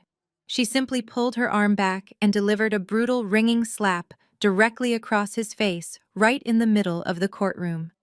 The sound of flesh striking flesh cracked through the heavy silence of the probate court. Marcus recoiled from the brutal slap, falling backward onto the polished floor and clutching his rapidly bruising cheek. The two armed bailiffs immediately surged forward, grabbing Vivian's arms and pulling her forcefully away from her sobbing son. "Stand down, Mrs. Washington, or you will be placed in holding alongside your daughter-in-law." One of the officers barked, gripping her shoulders tightly. But Vivian was completely beyond the point of rational thought. The pristine church lady facade she had meticulously maintained for decades had entirely burned to ash, leaving only a cornered, desperate predator. She violently ripped her arm away from the bailiff and spun around to face the bench. Her chest was heaving and her eyes were wide with a terrifying, manic energy. "Do not listen to him," she shrieked, pointing a trembling finger directly at Marcus and then pivoting her hand to aim straight at me. "He is lying to protect her. She orchestrated all of this to frame us." Vivian gripped the wooden railing of the petitioner's table, her knuckles completely white, as she launched into the most unhinged performance of her entire life. "She cannot even care for herself." My stepmother wept dramatically in the courtroom, clutching her chest and forcing heavy artificial sobs from her throat. "She faked all of those financial records, Your Honor. She is a forensic accountant. She knows how to hack into banking systems and manipulate routing numbers. She created those fake shell companies and she hired an actor to pretend to be me on that patio video." I remained perfectly still at the defense table, watching her self-destruct.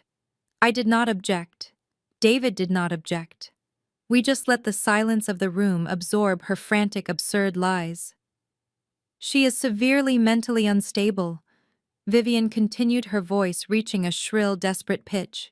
"She wants to destroy this family because her father loved me more than he ever loved her. You have to lock her away. You have to grant me the conservatorship before she bankrupts the entire estate with her paranoid delusions. She is dangerous, and she needs to be institutionalized immediately." The courtroom was dead silent, save for the pathetic sounds of Marcus quietly sobbing on the floor behind her. Magistrate Harrison did not reach for his wooden gavel. He did not yell for order. He simply sat back in his high leather chair and stared at the woman standing before him. The look of profound disgust on his face was absolute. He slowly lowered his glasses, resting them carefully on the enormous stack of legal documents spread across his desk. He leaned forward, folding his hands together, and looked directly into Vivian's wild, desperate eyes. "Mrs. Washington," the magistrate began, his deep voice completely devoid of any sympathy or warmth. You are standing in a federal courtroom accusing a certified financial professional of orchestrating a massive digital banking conspiracy to frame her own family.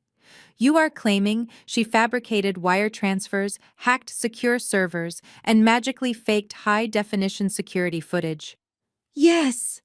Vivian cried eagerly, nodding her head up and down. That is exactly what she did. She is a mastermind, but she is completely insane. The magistrate let out a slow, heavy sigh. Did you honestly believe we would not verify the records? He asked, his voice dropping to a terrifyingly calm whisper. Her attorney gasped softly from his seat, clearly realizing the lethal trap had fully closed. She completely froze. The fake tears instantly stopped flowing.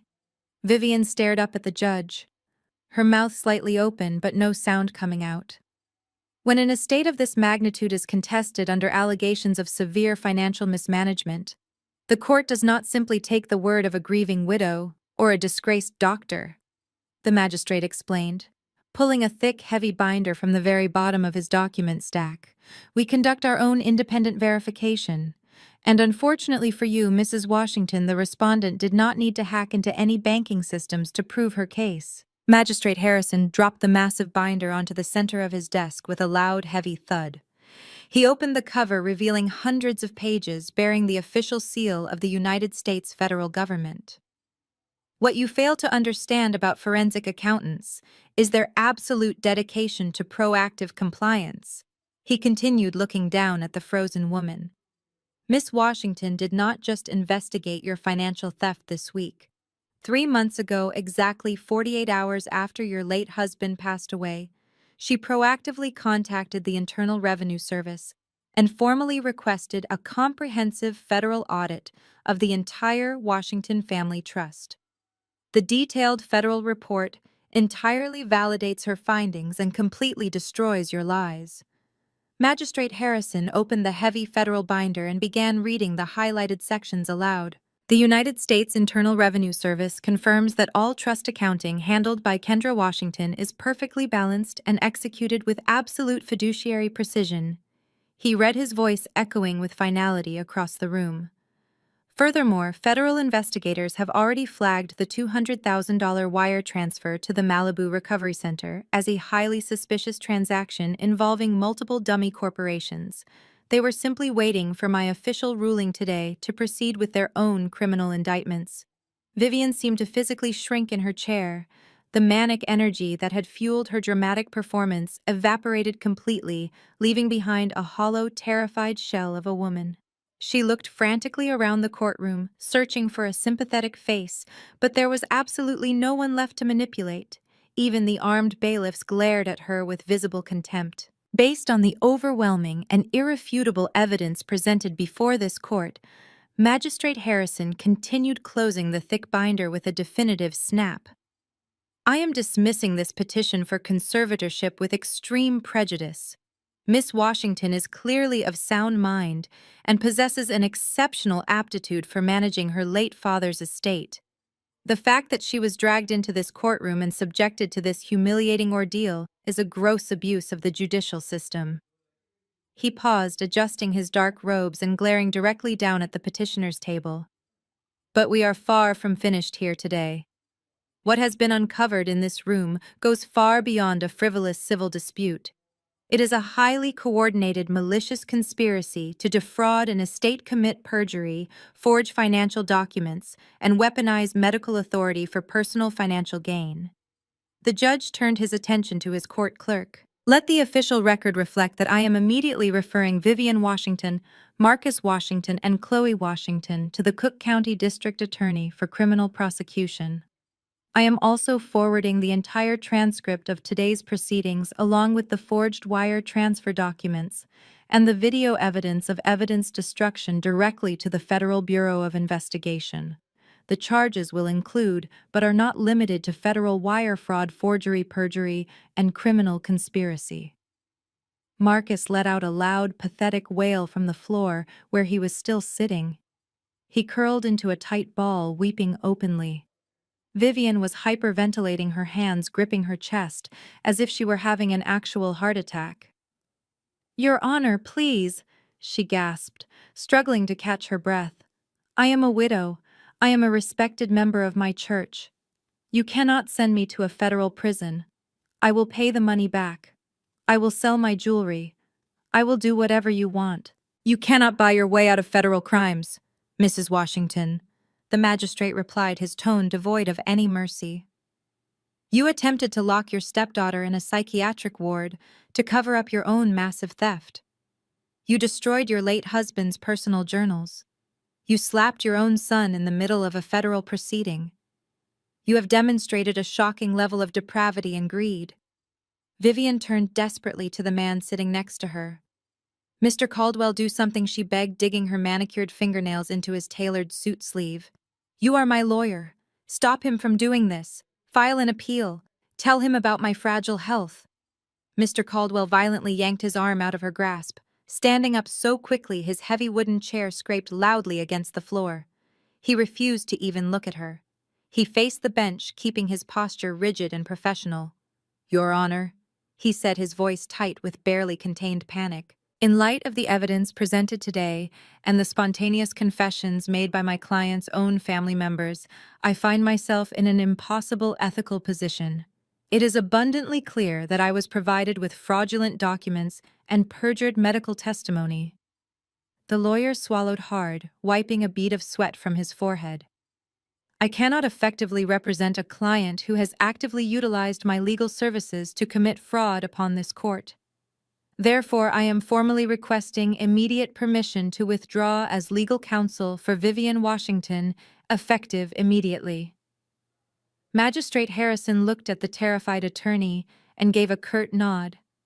"Your request to withdraw is granted." "Counselor," the judge stated flatly, "you are officially dismissed from this case. I strongly suggest you retain your own legal representation to deal with the inevitable state bar investigation regarding your failure to properly vet your expert witnesses." Mr. Caldwell did not hesitate. He grabbed his leather briefcase and practically sprinted down the center aisle, pushing past the weeping Marcus and disappearing through the heavy wooden doors without ever looking back. Vivian sat completely alone at the large petitioner's table, defenseless. Vivian sat completely alone at the large petitioner's table, defenseless. She watched her attorney abandon her, and the reality of her isolation finally began to sink in. She had no husband to manipulate and no lawyer to protect her. Magistrate Harrison looked down with no pity. "Before I adjourn this hearing, there is one final administrative matter regarding the Washington Family Trust," the magistrate announced, cutting through the thick silence. "Since the petitioners formally challenged the executor and attempted to subvert the established trust, we must address the structural integrity of the estate." David stood up and approached the bench. "Your Honor, the defense would like to formally invoke the penalty provisions embedded within the original trust documents," David stated clearly. The late Mr. Washington understood the toxic dynamics of his own household. He knew certain family members would attempt to contest his final wishes. "He instructed my client to design a highly specific legal trapdoor into the foundation of the estate." Vivian turned to look at me, her eyes wide with terror. Marcus stopped his pathetic sobbing and looked up, his tear-streaked face frozen in confusion. "What trapdoor?" Vivian whispered, barely audible. I stood up and walked over beside David. I looked at my stepmother with the cold, calculating precision of a forensic accountant reading a balance sheet. Section 4. Paragraph 12 of the Washington Family Irrevocable Trust contains a standard but highly aggressive no contest clause, I explained, projecting my voice so the court reporter could catch every single syllable. "The clause explicitly states that any beneficiary who initiates legal proceedings to challenge the validity of the trust contest, the authority of the named executor, or attempt to illegally alter the distribution of assets will immediately forfeit their entire inheritance." Magistrate Harrison opened the original trust binder that David had submitted earlier. He flipped directly to Section 4 and scanned the page. He nodded slowly, recognizing the ironclad legal language. "It is a perfectly drafted in terrorem clause," the judge confirmed, looking back down at Vivian. "The language is absolute." Vivian gripped the edge of her wooden table. But I was guaranteed a $4,000 monthly stipend, she stammered, her voice shaking uncontrollably. Marcus was supposed to get 15% of the secondary investment accounts. We are beneficiaries. You cannot just take that away. My husband promised me that money to live on. He promised you that money provided you respected his final wishes, I replied, my tone completely flat and unyielding. You chose to ignore those wishes. You chose to hire a disgraced doctor to declare me legally insane.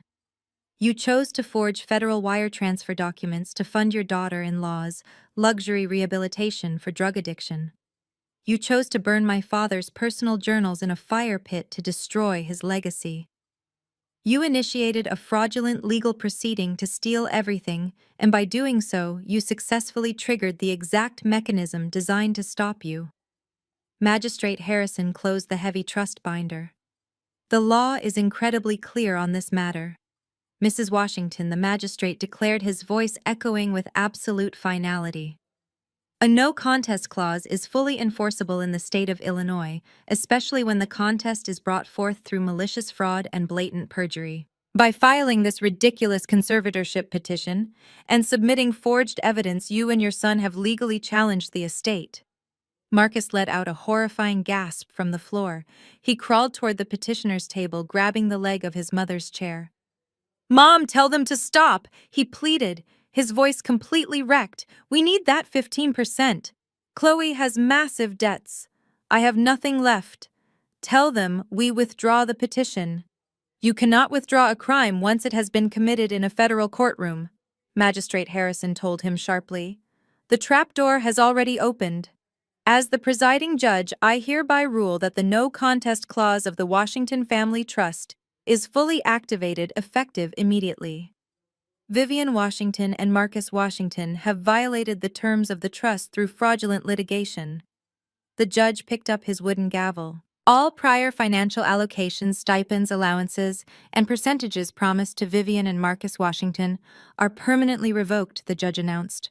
"The funds will be immediately absorbed back into the primary trust under the sole control of Kendra Washington. You played a very dangerous game with a brilliant accountant, and you lost everything." Vivian collapsed forward onto the table, burying her face in her arms, as a guttural scream tore from her throat. Marcus curled back into a ball on the floor, weeping uncontrollably as the true weight of their greed crushed them completely. They had walked into this courthouse expecting to steal a massive multi-million-dollar fortune. Now they had absolutely $0. They were completely disinherited. Magistrate Harrison struck his wooden gavel against the sounding block one final time. "We are officially adjourned," he announced, his voice cutting through the sounds of Vivian and Marcus sobbing. The judge stood up, gathered his heavy robes, and walked briskly out of the courtroom toward his private chambers, leaving the ruined family behind. David packed his briefcase, giving me a quiet nod of profound respect. We had done exactly what we came to do. But the consequences for my stepmother and her deeply corrupt children were far from over. Before Vivian could even lift her head from the wooden table, the heavy double doors at the back of the courtroom swung open. The rhythmic clicking of dress shoes echoed on the marble floor. Two tall men wearing dark gray suits and identical grim expressions walked down the center aisle. They did not look like local Chicago police officers or court bailiffs. They walked with the absolute authority of the federal government. They bypassed the gallery entirely and marched straight toward the petitioner's table, where Vivian and Marcus were still paralyzed by their total financial ruin. Marcus looked up from the floor, his tear-stained face freezing in fresh terror as the two men stopped right beside him. "Are you Vivian Washington and Marcus Washington?" the taller agent asked, pulling a leather badge wallet from his breast pocket and flipping it open. The gold shield gleamed under the harsh fluorescent lights of the courtroom. "I am Special Agent Miller with the Federal Bureau of Investigation. We are here to officially take you into federal custody." Vivian gasped, clutching the edge of the table as if it could somehow anchor her to a reality that no longer existed. "Federal custody," she repeated, her voice a fragile, terrified whisper. "You cannot do this. The judge said he was referring the case to the district attorney. We have not even had a trial yet. Please, I am a widow. I am a respected member of my church community. There must be some kind of mistake. Agent Miller did not flinch. His expression remained entirely stoic. The local district attorney will handle your state-level perjury and forgery charges, Mum, he explained, his tone completely void of emotion. However, the $200,000 you successfully stole from the Washington Family Trust was transferred from a bank in Illinois to a luxury rehabilitation facility located in California. When fraudulent funds cross state lines via electronic wire, it immediately becomes a major federal crime. You are being charged with interstate wire fraud, federal conspiracy, and financial embezzlement. You have the right to remain silent. Anything you say can and will be used against you in a court of law.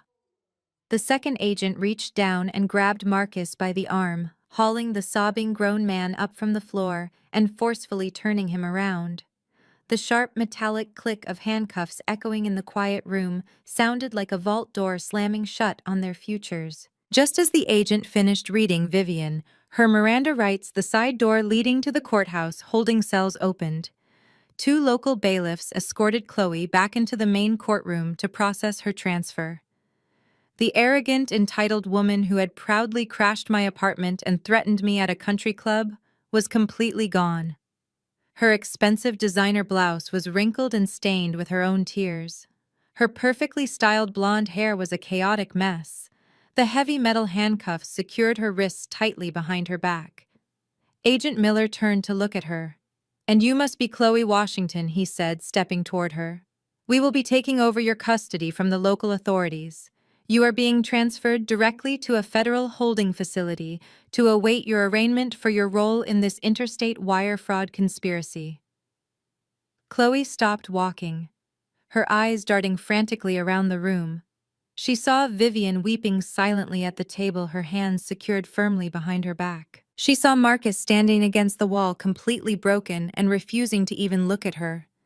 She realized in that exact moment that her wealthy lifestyle, her country club status, and her freedom were permanently erased. Her fake medical diagnosis had destroyed her cousin, and her greed had destroyed her marriage. Then her panicked eyes landed on me. I was standing calmly near the defense table, buttoning my suit jacket and preparing to walk out into the fresh Chicago air. Chloe lunged forward, pulling against the grip of the federal agents holding her arms. "Kendra," she screamed, her voice cracking with raw, desperate terror. "Kendra, please wait. You have to stop them. You have to tell them it was all a terrible misunderstanding."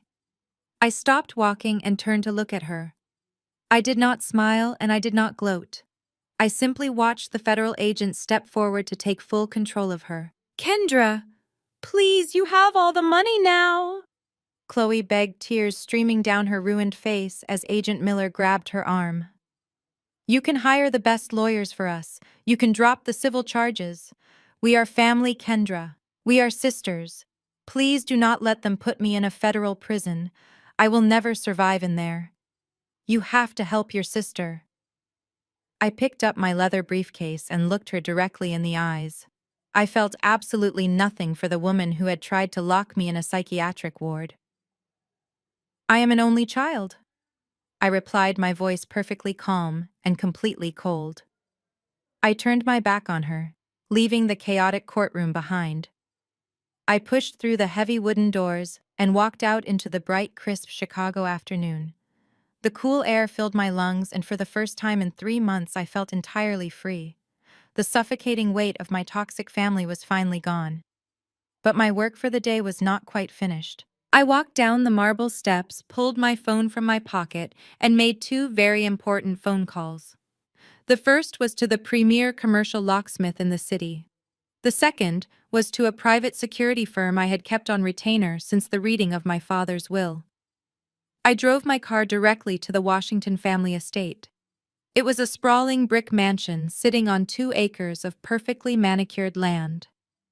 This was the house my father built with his own hands and his own brilliant mind. It was the house Vivian believed she was entitled to simply by playing the role of a dutiful wife. When I pulled into the wide circular driveway, the security team was already waiting. 4 large men wearing black tactical uniforms stood near their unmarked vehicles. The locksmith arrived 10 minutes later. I instructed him to completely replace every single deadbolt biometric scanner and electronic keypad on the entire property. The security team began patrolling the perimeter, ensuring every window and side door was completely secured. While the professionals locked down the exterior, I walked inside and headed straight upstairs to the master bedroom. Vivian had spent the last 3 months redecorating this room with expensive custom furniture, using my father's hard-earned money. I found her massive collection of designer luggage in the walk-in closet. I did not fold her clothes or pack her expensive perfumes carefully. I simply grabbed handfuls of her silk dresses, cashmere sweaters, and luxury shoes, tossing them haphazardly into the open suitcases. I zipped the bags shut, dragging them one by one down the grand, sweeping staircase. I hauled them out the heavy mahogany front doors and left them sitting directly on the green grass of the front lawn. I stood on the massive front porch, leaning against the white pillars, and waited. It took exactly 2 hours for the yellow taxicab to slowly pull into the long driveway. Vivian had been temporarily released on her own recognizance pending her formal federal arraignment hearing next week. She stepped out of the cab looking completely exhausted and entirely defeated. The polished church lady mask was permanently gone. Her navy blue suit was wrinkled and her hair was completely unraveled. She paid the driver and turned toward the house. She stopped dead in her tracks when she saw the 4 private security guards standing silently on the front porch. Then her eyes darted down to the massive pile of designer luggage scattered carelessly across the immaculate green lawn. She looked up and saw me standing near the heavy wooden doors, holding a single piece of paper in my hand. "What is this?" she demanded, her voice shaking with a pathetic mixture of exhaustion and residual arrogance. "You cannot legally lock me out of my own home, Kendra. I am still your late father's legal widow. You have absolutely no right to do this to me." I walked slowly down the brick steps, stopping just a few feet away from her. I looked at the pathetic woman who had spent decades trying to make me feel small and unworthy.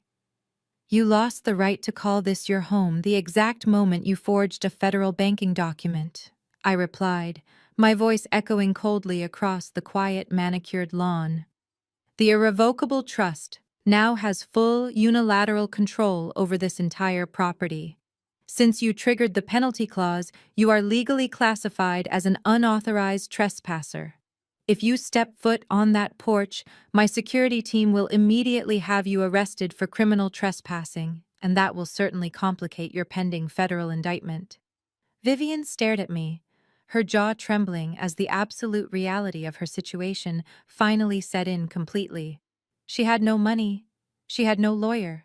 She had no family left to manipulate. "But where am I supposed to go?" she whimpered, her voice finally breaking into a genuine tone of absolute despair. "I do not have a single dollar to my name. All of my credit cards were linked to the primary estate accounts. You have frozen everything." I reached out and handed her the single piece of paper I had been holding. "Here is a comprehensive list," I told her coldly. I printed out the names and addresses of the top 5 free homeless shelters currently operating in the greater Chicago area. "You should start walking right now, Vivian. You should start walking right now, Vivian."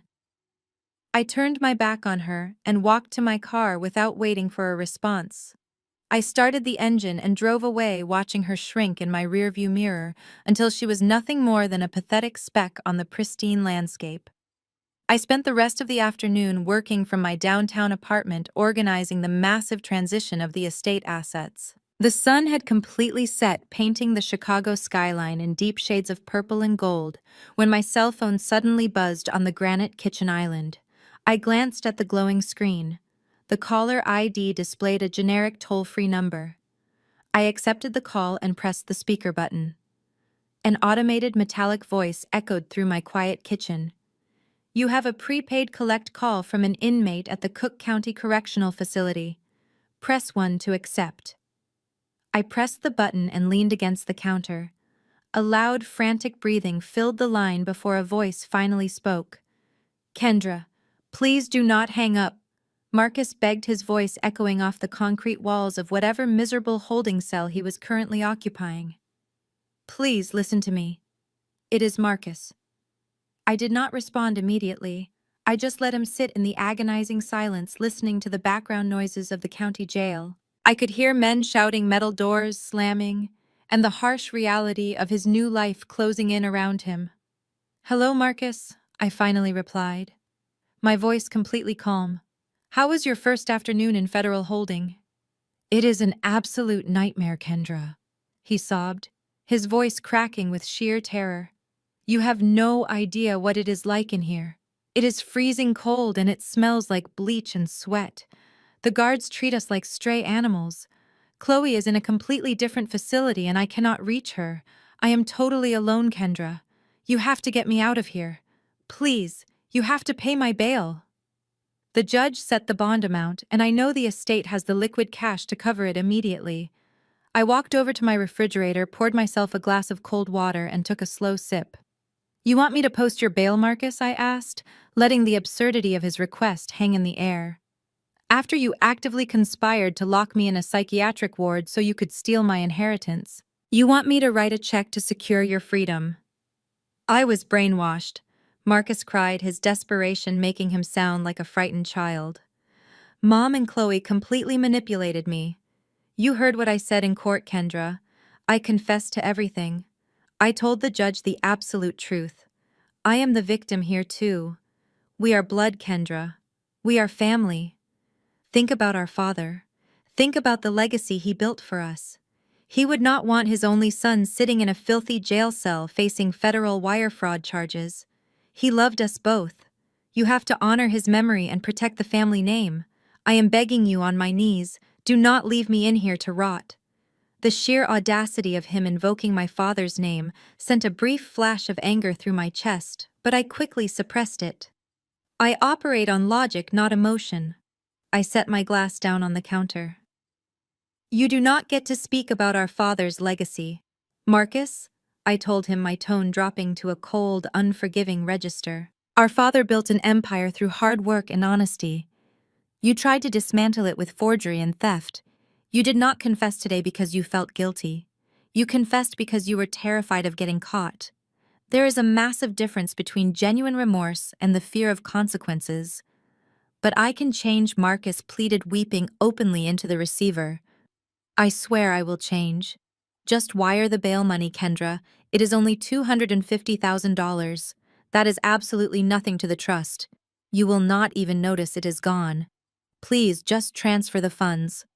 I opened my laptop and pulled up the real-time financial dashboard. "I actually did look at the bail requirements earlier today, Marcus," I stated flatly. "And you are correct. The trust currently holds more than enough liquid capital to cover your bond.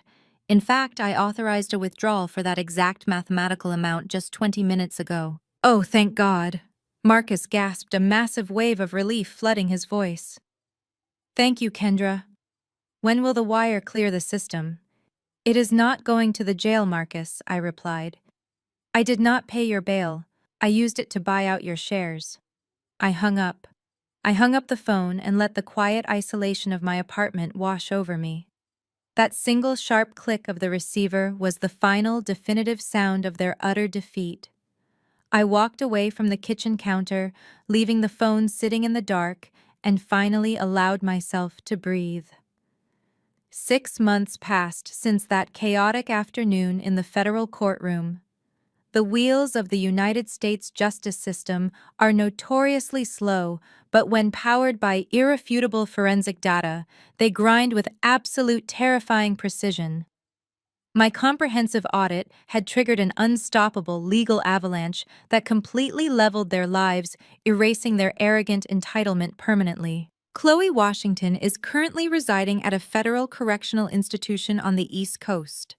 Her exclusive country club memberships and custom designer wardrobe were aggressively traded for standard issue khaki jumpsuits and a highly regulated daily schedule. She desperately tried to leverage her wealthy social connections to secure a lighter sentence during her trial, but the presiding federal judge was completely immune to her manufactured white tears. Because she was the documented mastermind behind the fraudulent shell companies, the fake charity gala, and the forged medical affidavits, she received a mandatory 5-year federal sentence without the possibility of early parole. The arrogant woman who once hosted lavish elite gatherings using my father's stolen money now spends her afternoons scrubbing stainless steel cafeteria trays and mopping linoleum floors for exactly 13 cents an hour. Marcus eventually took his cowardly plea deal, testifying against his own wife and mother to save his own skin. He is currently serving a 3-year sentence in a state facility completely cut off from the corporate business he tried to steal. I legally absorbed his remaining shares into the primary trust, completely purging his name from the company roster. But Vivian's fall from grace was undeniably the most spectacular and poetic justice of them all. She managed to barely avoid a federal prison sentence by accepting a brutal plea agreement. The deal required her to completely surrender every single hidden asset she possessed, including the illegal offshore accounts in the Cayman Islands she had so desperately tried to conceal from the IRS. The government seized everything, leaving her entirely destitute. Furthermore, her beloved church community, the exact same congregation she had maliciously weaponized against me on that Sunday morning, completely turned their backs on her. When the official court transcripts and federal indictments became public record, the congregation was horrified. Pastor Miller actually dedicated an entire Sunday morning sermon to the destructive nature of unchecked greed and deceit, using Vivian's public downfall as the ultimate cautionary tale. With her high society reputation permanently destroyed and absolutely zero money to fall back on, she had no choice but to find grueling manual labor just to survive the harsh Chicago winter. If you drive down to the industrial district on the south side of the city at 3 in the morning, you will find my former stepmother working the graveyard shift at a 24-hour coin-operated laundromat. The proud woman who firmly believed she was entitled to a multi-million-dollar estate now spends her long, miserable nights sweeping up spilled chemical detergent and folding the cheap clothes of total strangers under the flickering, buzzing glow of cheap fluorescent lights. The financial battlefield was finally clear. It was a crisp Tuesday afternoon in late October when I drove out to the Oak Woods Cemetery. The autumn leaves were turning brilliant shades of gold and crimson, falling gently across the manicured lawns. I walked along the quiet paved path until I reached my father's plot. His polished black granite headstone stood tall and pristine, reflecting the pale afternoon sun. I stood there for a long time, just enjoying the absolute peace of the moment. There were no more lies to mathematically uncover, no more hidden accounts to aggressively track, and no more toxic family members to fight.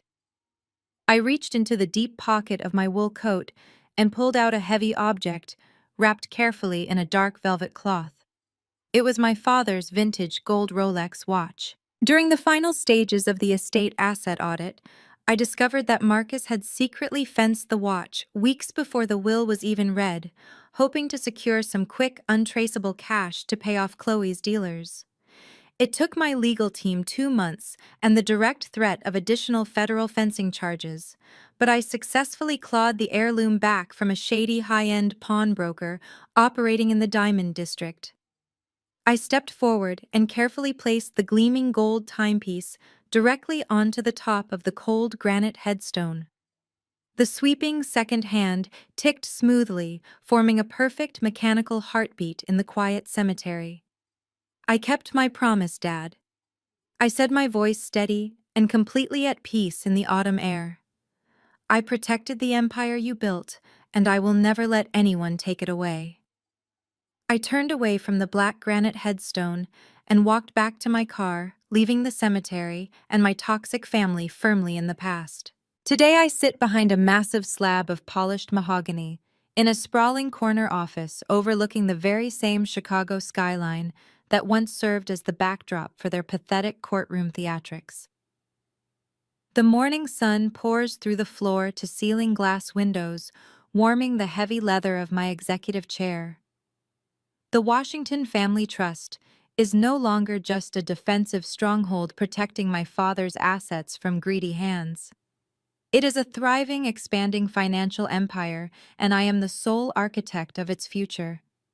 I spend my days managing a multi-million-dollar portfolio, making aggressive corporate acquisitions, and ensuring that the legacy my father built continues to grow exponentially. There is no more hiding in the shadows of my stepmother's loud, obnoxious demands. There are no more fake wellness coaches knocking on my apartment door or forged medical documents threatening my freedom. There is only the quiet, deeply satisfying hum of total control. When I look back at the chaotic sequence of events that led me to this executive chair, the most glaring mistake my family made was a simple, arrogant miscalculation of character. Vivian, Marcus, and Chloe all operated under the exact same fatal delusion. They genuinely believed that my silence was a symptom of inherent weakness. They thought because I did not scream in the middle of church services or throw violent temper tantrums in elite country clubs that I was somehow incapable of fighting back. Toxic people always rely on volume and theatrical manipulation to control the narrative. They assume that if they yell loud enough, cry hard enough, and perform for the right audience, the truth will simply bend to their will. They are so accustomed to bulldozing over emotionally vulnerable people that they completely short-circuit when they encounter an immovable object. But the truth does not care about your volume. The truth only cares about the receipts. They underestimated me because I am a forensic accountant. They thought my entire existence was confined to boring spreadsheets and dusty corporate ledgers. They failed to realize that when you spend your life tracking every single penny flowing through a complex financial ecosystem, you learn exactly how to spot a lie from a mile away. You learn how to patiently build an ironclad fortress of facts while your enemies are busy building a fragile house of cards. I let them construct their elaborate trap. I let them forge the banking signatures, bribe the disgraced doctors, and plan their luxurious charity galas. I simply stood back and let them hand me the exact weapons I needed to mathematically execute them in a federal courtroom. I did not need to raise my voice because the numbers were already screaming the truth. Now I own my narrative completely. Nobody gets to tell me who I am or what I am capable of achieving. I am not the crazy stepdaughter having a psychotic break. I am not a helpless victim waiting for a manipulative sister-in-law in a designer dress to manage my life.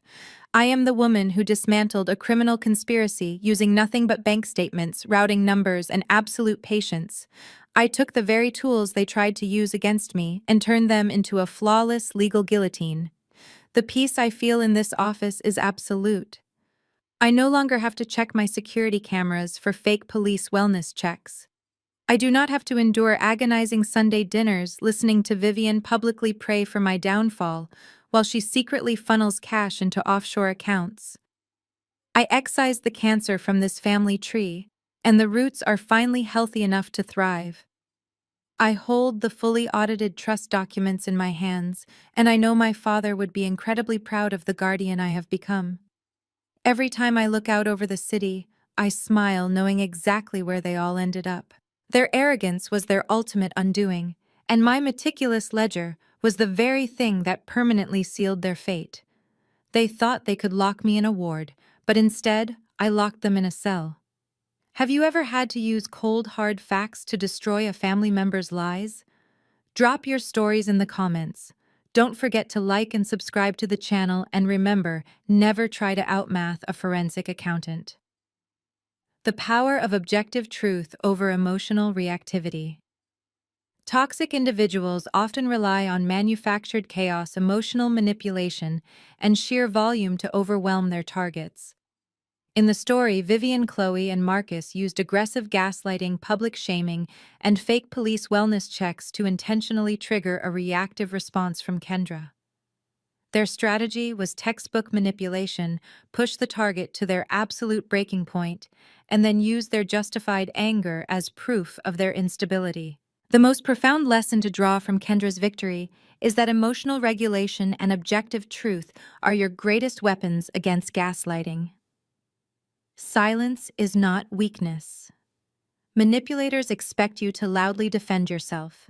By refusing to engage in their theatrical screaming matches, Kendra deprived them of the emotional ammunition they desperately needed to build their false narrative. Facts destroy the fog of lies. Toxic behavior thrives in the ambiguity of he said, she said arguments. Kendra anchored herself entirely in verifiable reality, relying on bank routing numbers, high-definition security footage, and ironclad legal clauses.